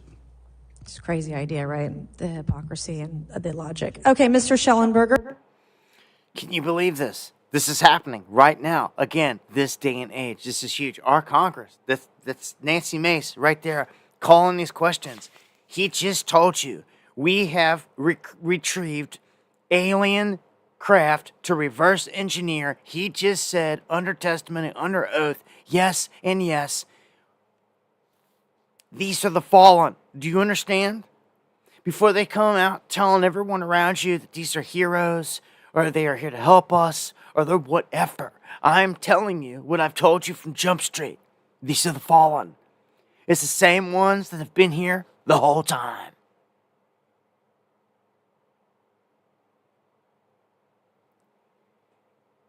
Do you understand? Something huge is happening.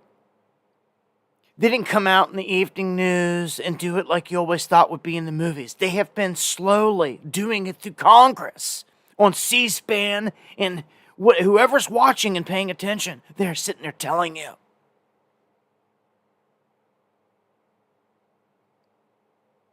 This is actually unfreaking precedented.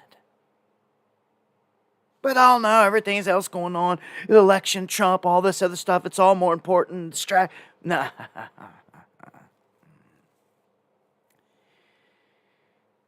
They've slow played this to where I wouldn't doubt it if at some point these things are on film. They look like human, and like they're gonna make an announcement at some point. We're right there. We're right there. That's the only thing they're lacking, is starting to explain exactly who they are and all that. But we already know this. We already know who the wicked ones are that are here in all this. There is a hierarchy. There's a list of names, like 50 ranks. I got a book. It's got all of it. It says it all. This is who they worship. They cast circles and write their names in it. Understand, all this is real, and they speak it into existence. You were told this in the beginning. This is lightweight, all magic, but it's not really, again. It's sciences that if you were taught, you wouldn't think it was magic. What was the very first words that God ever even did or said in your Bible? He said, "Let there be light." Whatever he did, let there be. He said, he spoke it into existence. Take 2 steps back. Put on your eyes to see. See what he's telling you. Take off your caveman blinders. See that someone's trying to tell you he spoke everything into existence. He did, and he showed you this.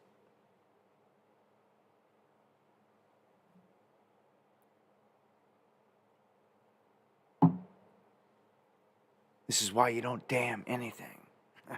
As I said on the last stream, you bless it. You have to be careful of your words. It's so very true. So this goes deep. There's a couple more clips here, and I'll give final thoughts. Here's one. Has there been any, to your knowledge, any communication with a non-human life form?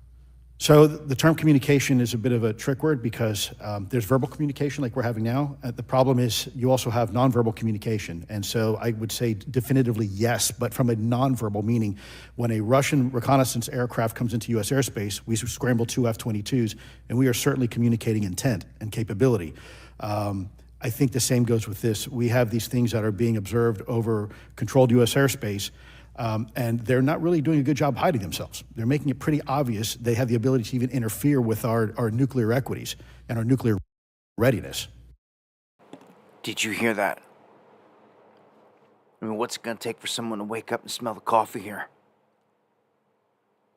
They are sitting there over our installations. They don't care. They want them to see them. They don't care. Over the nuclear installations. Okay? Now I'm here to tell you, there's a couple different groups here. It's time that you understand this. Okay? You've got to understand. Some people are going to look at it and be like, well, it's just like Star Wars, almost just like the movie. Well, exactly right. That's why it was made that way. Again, it telegraphed how this whole thing is and goes here. There's a good side and there's a dark side.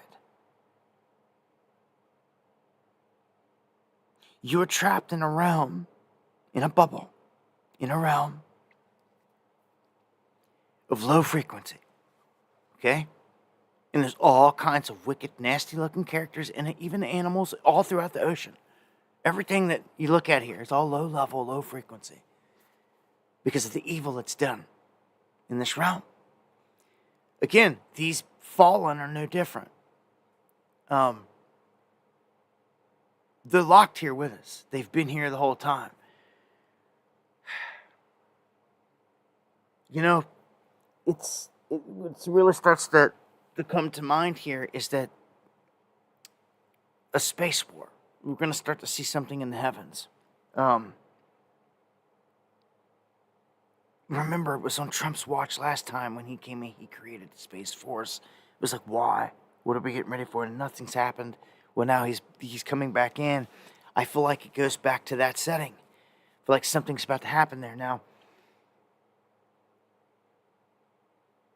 there's good guys and bad guys. Right? Pretty simple.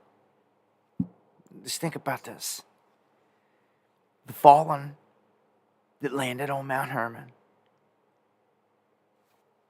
came into the women of this planet, bore Nephilim, demons, did all this bad stuff, right?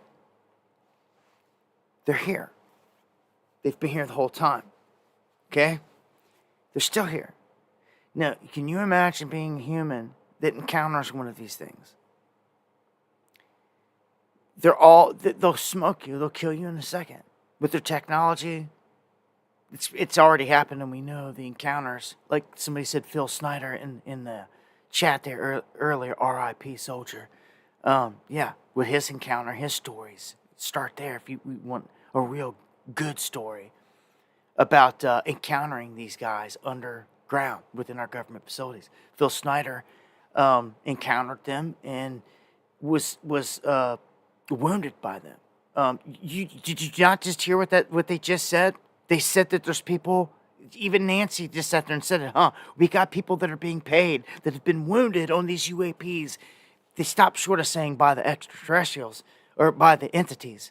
They're not extraterrestrial or anything. They're actually here. They're with us. They're just as much of this planet as we've ever been. Matter of fact, they're older.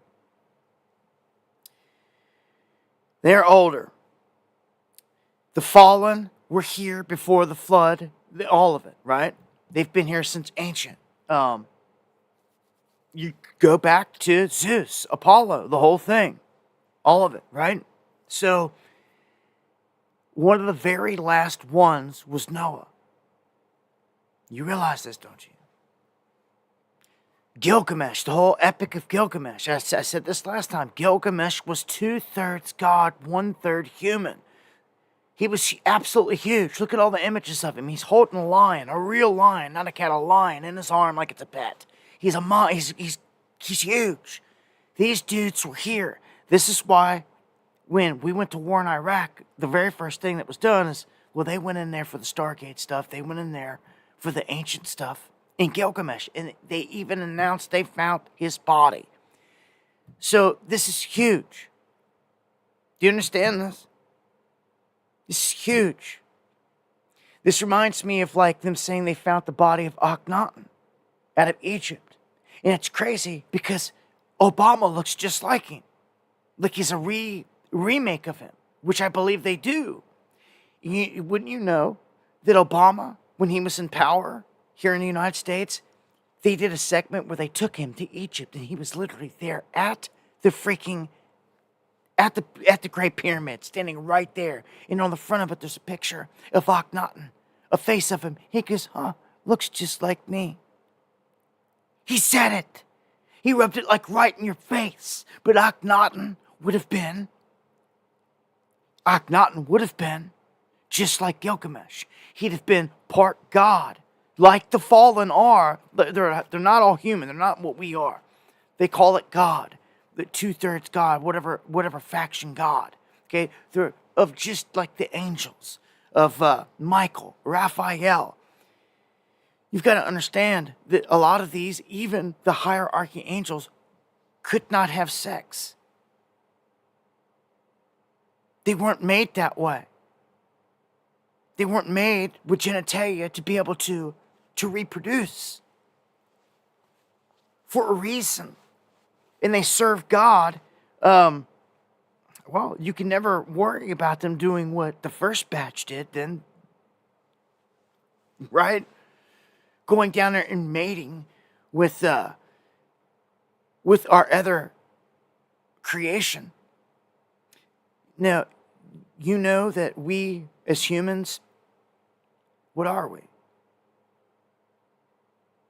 Where did we begin? Well, as far as I can tell, we as a human that lives 120 years max began as soon as Noah opened them doors. Something happened. It's right there in your book. They said, you know it. They were living hundreds of years. Look at Methuselah, Lamech, all of them, down to Noah. They were bigger bodies. They were giants. Gilgamesh was a giant. Anyone 7, 8 foot tall or greater, up to 15 foot, it's all giant. All different sizes, I'm sure, all these different characters. But their bloodline was different. They lived longer. They were bigger. You come off the boat, all of a sudden we only live for 120, and we're all small.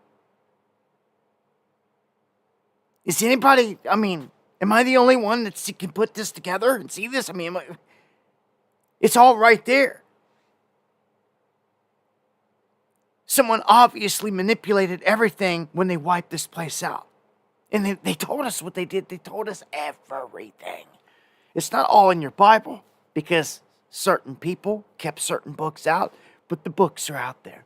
If you really want it, you can get it. I told you on the other one, I think I screamed it, that if you're not taking advantage of getting information in this information age right now, when it's at your fingertips, everything that you can possibly soak up, everything that you can look up all night long and soak it all up, you're wasting it. You're wasting it all away. I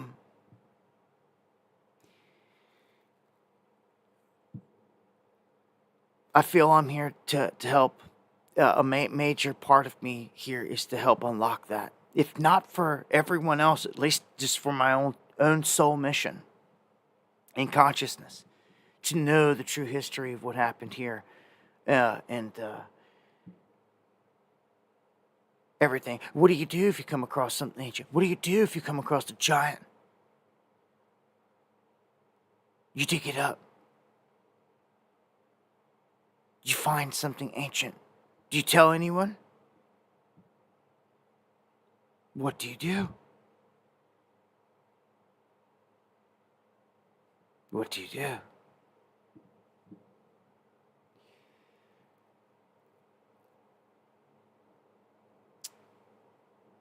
Let me play this one. The discussions, it's simply about material, or is there discussion about it was previously testified that there was biologics that were collected. Are you aware of any of that? I am, sir, aware of the reporting that biologics have been recovered. Again, my focus was more nuts and bolts, looking at the physical aspects of these phenomena, how they interacted around military equities and nuclear equities.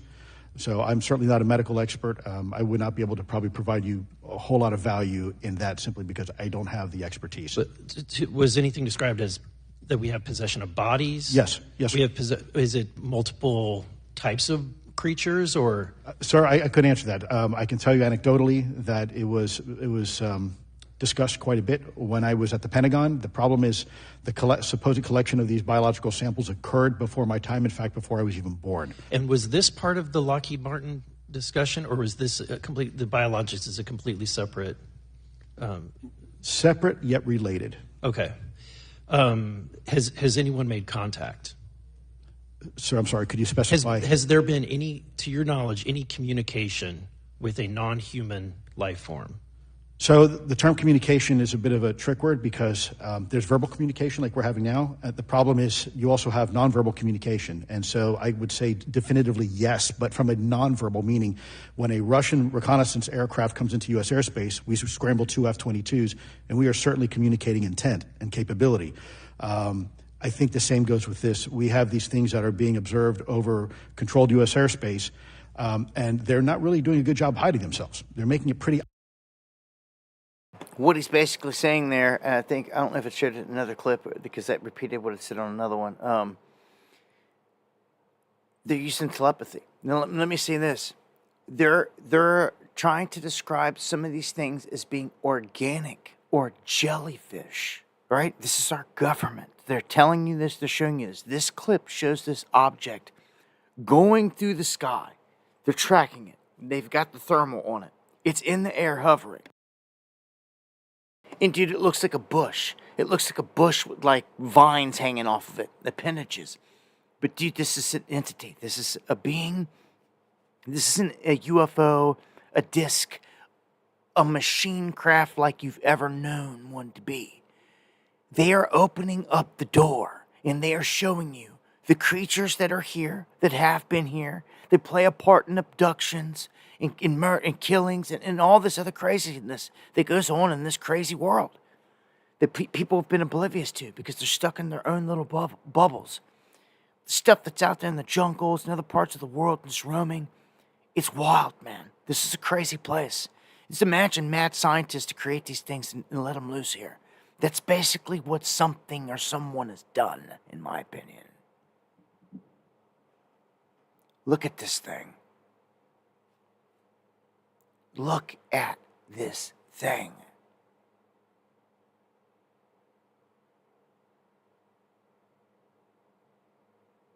I mean, it looks like a big, huge bullhead, like a face of a huge demon or something. It's nuts looking. Flying through the air. Like people on the ground walking by don't even notice it, and this thing's going right over our base. Just going right over the base. They're tracking it. They're looking at it like, what is it? It's almost like a predator. Like Predator. You know how in the movie Predator, it's like cloaked? You can see it. It almost looks like heat rising off the hood of your car in the summer or something. Or whatever. Like you can see a distortion. That's all you can see. That's what it seems like. It was just no one around could see it, but this camera picked it up. And it tracked it going right across the base. And there it is. It's still going. They tracked it for a minute. Now imagine this is happening. They're not shooting them down. Look, went right over 2 people. Went right over 2 people. Like, they were oblivious to it because of the technology making itself invisible. It's just crazy, man. This is the stuff that's going on. It's like you can't even begin to wrap your head around some of this. Like disc UFOs, little gray aliens, or lizard people, and all this other stuff. That's something, but like this thing, like what are you even dealing with here? Like if these things can just come flying in how can you compete with this? If this dude can roll, look, there's 2 more people in the background. If you can just roll right into a base like this, and they're not even taking shots at it, like, dude, how do you stand a chance against this? Granted, it's not doing anything to hurt anything, but it's there. It's watching, observing. It came in, took off, and it does whatever it wants. How do you contend with that? It can come in anywhere. It can come in your airspace right now, right over your house, anywhere, anytime, any place. Our own military can't do nothing. So,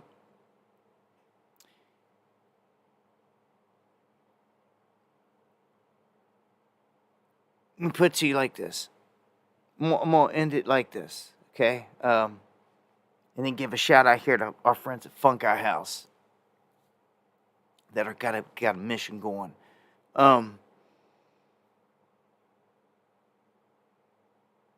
It's good and it's bad, right? You see yin and the yang. Good versus evil. Light and the dark.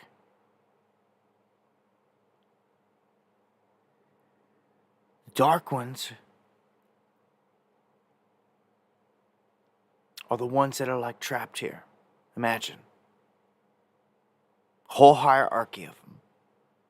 There's different species and breeds in there that all work together. It's hidden, out of sight, out of mind. They've been here since day one. The ones that came into the women, born the Nephilim, the bad guys, right? They're the bad guys. They're the ones that give our government technology. They're the ones that gave our government nuclear technology, weaponry, high-grade technology, high-grade weaponry that we haven't even seen yet, okay? Right? The bad guys did. And continue to. Right?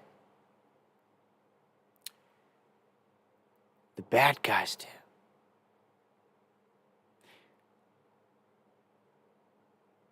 They gave it to you. They gave you the technology, the weaponry, and everything else.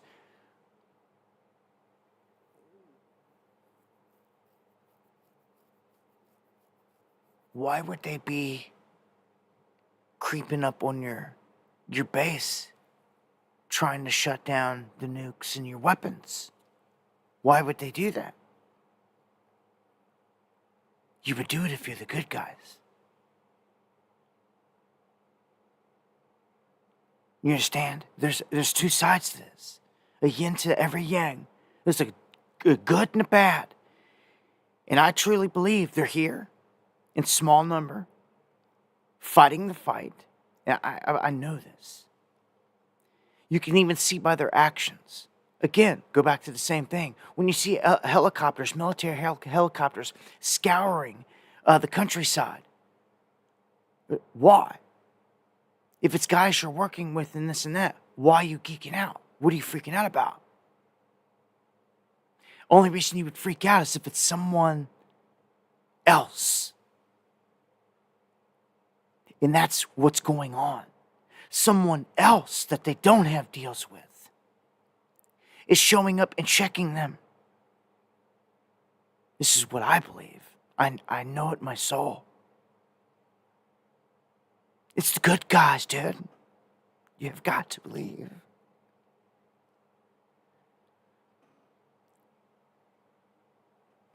There has to be, anyway. Don't you understand that down to the smallest atom, there's an opposite to everything. There's a mirror to everything. There's an opposite to everything. And boy, oh boy, you see the level of evil we're talking about here? You best believe there's an opposite. This is how I know Jesus is real. Call him Jesus, call him Yeshua, you call him whatever you want to call him.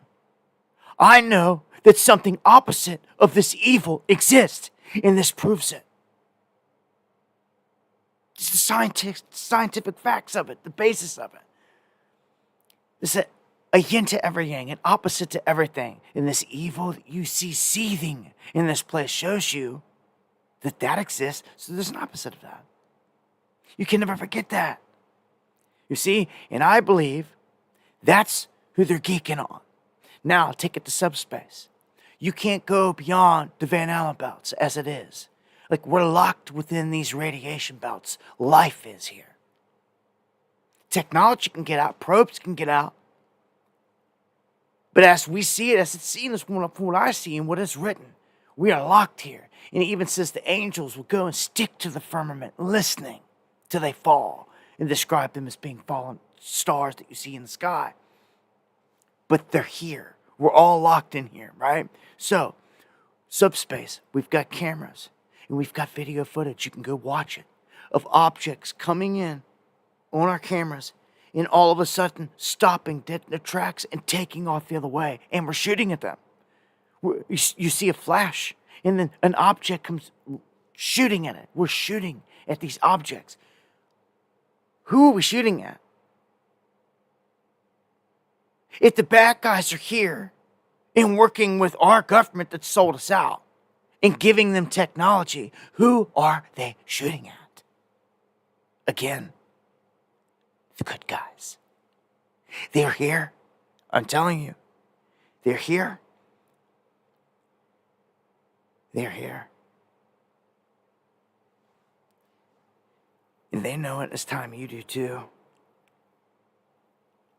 Because the way I've ever seen it, the way I've ever seen this in my life is that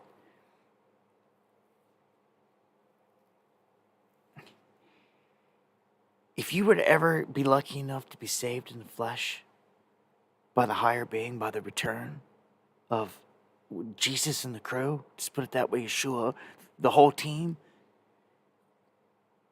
judgment time, baby, the showdown, this place is going to get lit up.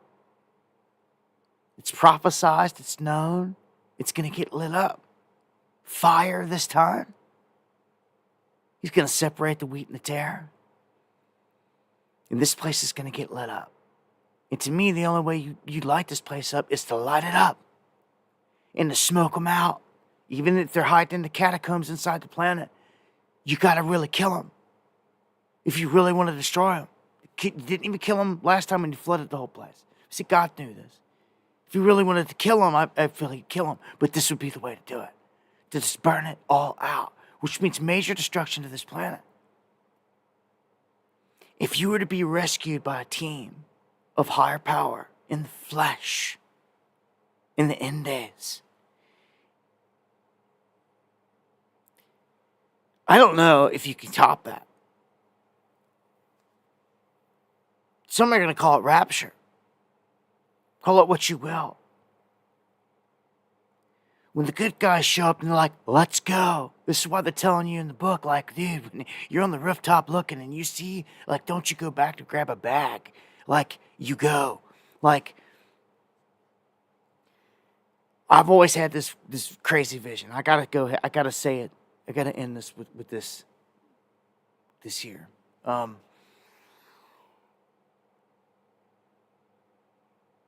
had a repeated vision. I've had a handful of different ones in my life, but one has been very profound. I haven't had it in a while, but I had it for years, repeated. And it was always of me getting rescued, just like I told you. And it was just like any other day. And I was inside of a mountain, like a U.S. like when I think back on it, it's almost like a military base built into a mountain, where it looks like a mountain, you can't even tell, and like a big part opens up to let aircraft go in and out. And it looked like desert mountain. That's all I know. Looked like desert mountain, like maybe out in Nevada, like Area 51 type. Since I've been out there, it's the kind of mountains that kind of reminded me of. It's kind of being out there, but I was in the mountain, and I was being told it's about to go down. This is it. This is it. This is everything you ever. There was a calmness to me because in the thing, it was always like I'd done been told and like sat down and explained like a bunch of stuff, like where I was at, like what was going down, like this is it, and like there was calmness about me, like look, I earned this, like we fought, we earned this ticket out, this story to be told of this life, and this ending, and this is why we came in. It was crazy. I was looking out, the sun shining, and everything kind of started to shake, and they were like, come on, let's go, and turn around, everybody's running up into the ship, the aircraft. And I went into it, and looking back on it, it was like I never thought twice, like, oh wow, I'm in a UFO. It was like I was already used to that. It was like so much had already happened, and I'd been explained, and then been on a ship, and been brought there, and all this stuff, like, and it kept bringing me back to this point, like to the moment where everything started shaking, like it was going down, and they were like, come on, it's go time, let's go. And we were going into the ship. And when we did, I was told, this is why you had to live the way we told you to live. Put on this suit. It almost makes me like start crying. It's like so surreal. And we had to put on the suit. This like skin tight suit. And I remember they gave us a wafer. This little wafer to eat. And we put on the suit and ate the wafer. And next thing I know, we walked up to this window. We were already in subspace, looking down on the planet. And whoever this dude was talking was still explaining. I never could tell you what he looked like. He was always off to my side, always talking, explaining things. I could tell you what he looked like or anything like that. He's always explaining throughout the whole thing that this is it. Like, and that's just when destruction happened and the whole place started to get lit up and everything faded out. It was always the same thing every single time. Like, I actually got a front row ticket to watch this place get lit up. And I understood that it was a part of a process and that very few people would have been pulled out in the flesh like I did. There was no reason for it. The energy can be passed on to another body. Because so eventually they would have had, when I looked back and thought about it, it was like, I would have to have died sometime, somehow. Like, or they would have to kill me or somehow. If I wanted to drop this old body, I don't want this. If everybody else is getting new bodies and living for 1,000 years and all that, why would I want to miss out on that? That means you have to leave this body. You can't be afraid of it. And I understood this whole time that we are energy in a vessel. And I've understood and I've learned in this life, scientifically, the energy is forever. You can never destroy it. That is what is so special about it in your soul. It's like if you don't care, then some entity, someone does. Because they feed on this. They feed on energy. And a soul is energy. So they would feed on you if you don't care. And you could stay in the soul trap. Stay in the soul trap. Stay producing energy for them to feed on. Because I truly believe that's what they do. The fear and the negativity and all that, it's very real. You call them lizard men, lizard people, whatever these entities are that are here. They're here. These fallen, they're here. And they do feed off this. You can beat this you literally can beat it by living good. Do you understand this? The righteous one told you this for a reason. You can stop feeding these things by doing good. Isn't that nuts? It's the truth. You give them nothing to feed off of. You're told these keys, man. Trying to let you see. Time is almost up. I don't know how much longer we got. The hourglass has just got a few sands spinning round and round before they drop. And it's over. And he comes like a thief in the night. I couldn't never described a crazier setting, to think that when World War III would pop off than what we're in now. We're in a crazy time. Only thing that I could say in terms of big war on this planet is that,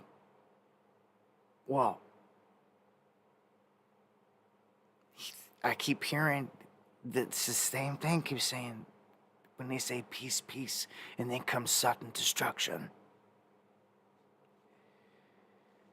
Don't forget it. Yeah, man.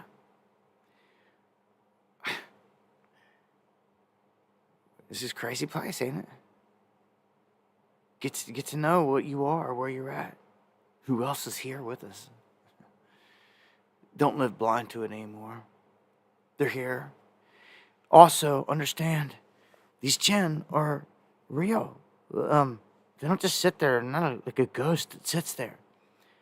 They've been given tasks and duties, and God allows them to do this. Believe it or not, and you have to ask yourself why. Like, to tempt you. There's demons that tempt you every moment. That's what this whole thing is about.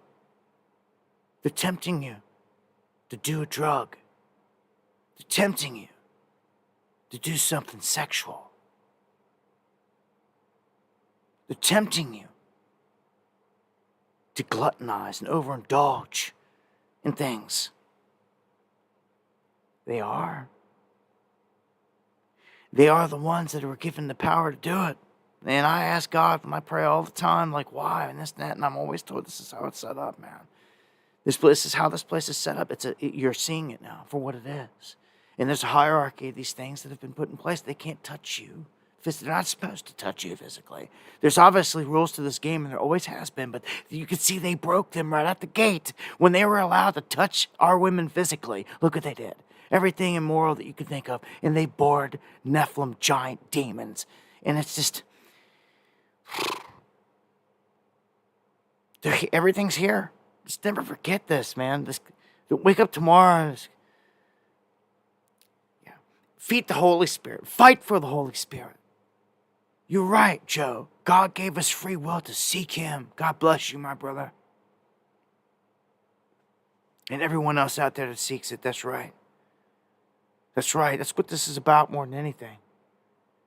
This is, what is Dabu 7's mission? It's to bring God as people the best I can with knowledge. And the way I'm told is to point you in the right direction. And to show you and to constantly remind you that someone left us clues here on how to live. We need to live right. You need to live good. We need to please the ones that are watching, these angels that are watching above us. In the Most High, the Godhead Himself, the energy, the Spirit that's watching everything. Put on a good show. Look to impress, not disappoint. That's how I say from here. You are gaining knowledge. You are gaining wisdom, consciousness. Your consciousness and energy are real. They can exist outside of a physical body. It's proven again. Where are you projecting yours to go from here? I project to pass a test, to be forgiven. None of us are perfect, remember that. We all sin. We all make mistakes. But it's to shape up, to ship out, right? It's to get it right. It's to elevate. It's to show, yeah, I went through all this and I learned a lesson. And I'll never do it again. Yes, I want something better. You got to earn it. I truly believe it. It's there for the taking. Most people are never taught this. You got to believe, man. Hey, but Jay, I feel you there. You already know. It's because the establishment's in there. All the big cities are getting like that. Man, we got to hook up in the flesh, bro. A lot of us, if I get a chance, I look to have another get-together in 2025. I don't know when. I don't know how. I don't know where. I threw a poll up last time, and you guys said Midwest. It may be the same place I've always had it. It's always worked best. I don't know. I don't know if it even happened. I don't know what I'm not promised tomorrow, but I do want to meet more good people. I feel like that's what I should do. I should attend gatherings where good people will be, the best that I can, and work to meet good people. That's all that counts. That's where I've met the best people I've met thus far, is doing this in the only way. So if I can have a conference, get together, whatever, I want to try to do it somehow, some way. That way I can meet some of you in the flesh. We could say, hey, we met in the flesh, in this life. And get it in. Nothing better than meeting good people. You could be a friend for life. You just never know. You never know unless you go. And I got a Hoodie Ross, a bunch of you Joes, Susie Q that you see out there, Kev Bar. These are all people. Jay from the Ville, the mods that you see that I got, these are people that I've met in the flesh. Luckily enough, at this point, I've hugged them, looked them in their eyes, felt their energy. You know they're good people. You tell them by their fruits. So, and I only got that chance by holding these events. can only have them like every other year, you know? I'm not rich and famous and all this other crap, so, yes, Wayne the Pain says Knowledge Conference 2025. I don't know how or why. D. White, the same thing, another brother right there, a down-ass brother right there. That's a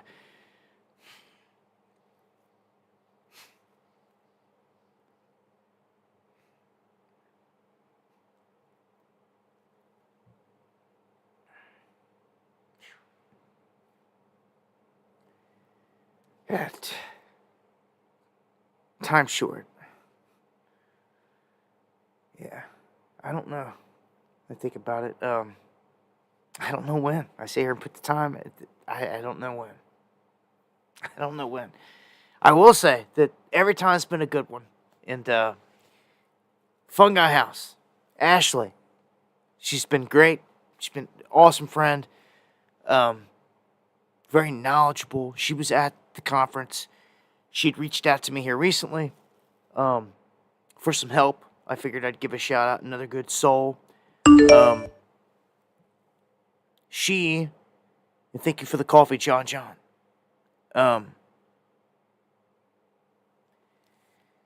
She dropped a lot of knowledge on medicinal stuff. Like when I had the conference, I had some booths set up where different people who had different stuff could share knowledge and different things. And she had a lot of stuff on medicinals and mushrooms and things like that. And she's fighting for rights, basically, on this, and fighting in a case here for medicinal fungi, mushrooms, and all the properties of it, because a lot of places want to make it illegal. So I wanted to give her a shout out here and a mention, freethefungi.com. If any of you guys are interested in supporting her and her work, she's a voice for the people in this field. And I believe that things like, the medical marijuana, it's made it to the medical spot. But I do believe that some other things I hear like this, like mushrooms, they hold medicinal purposes, not just for people that want to go out there and trip or down that avenue or things like that, but a ton of other health benefits. I know it. I've already seen it and I've learned it. Come from the fungi, from the mushroom. So I think any of the natural things out there like that I'm on board with, and I support and I back, and I think that people need to learn more about. Like she had the lion's mane stuff that she had at the conference, and the knowledge and stuff she could share. It meant a lot. If you guys got something or knowledge in a department out there like this, let me know. Dabu7@yahoo.com. I'd love to learn new things and spread good knowledge. Also, if you want to help take action and support her, you can write a letter here to help and all that. She's got sample letters there for those that may need some pointers on how to help. So, shout outs to her. FungiHouse.com. Free the fungi. And a much love to all you guys. That brings me to the end of another one.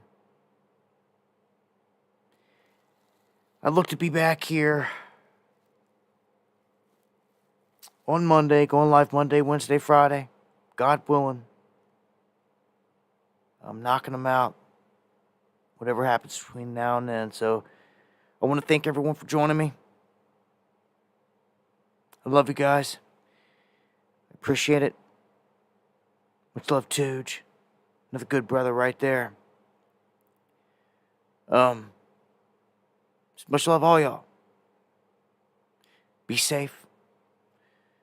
Stay sharp. Get ready for the cold weather in this winter. And stay ready for these events that we know coming around the corner. Always stay sharp. Stay praying.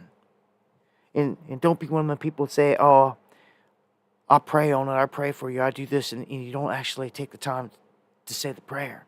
Like, do it. There's power in it. Literally. And when two or more get together to do it, it amplifies it. Don't forget it. You need to learn your power and the tools and how to start utilizing them and speaking things into existence. All right. I'll see you guys in the next one. Much love. God bless.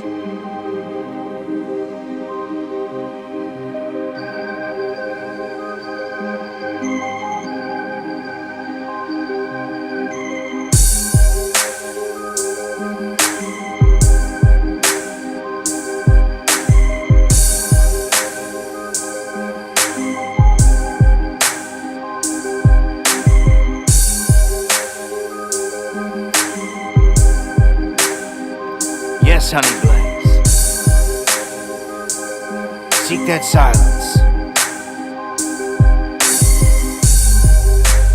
Much love, Nightwatch, JT, Ron, Wendy, Young, Legend, God bless.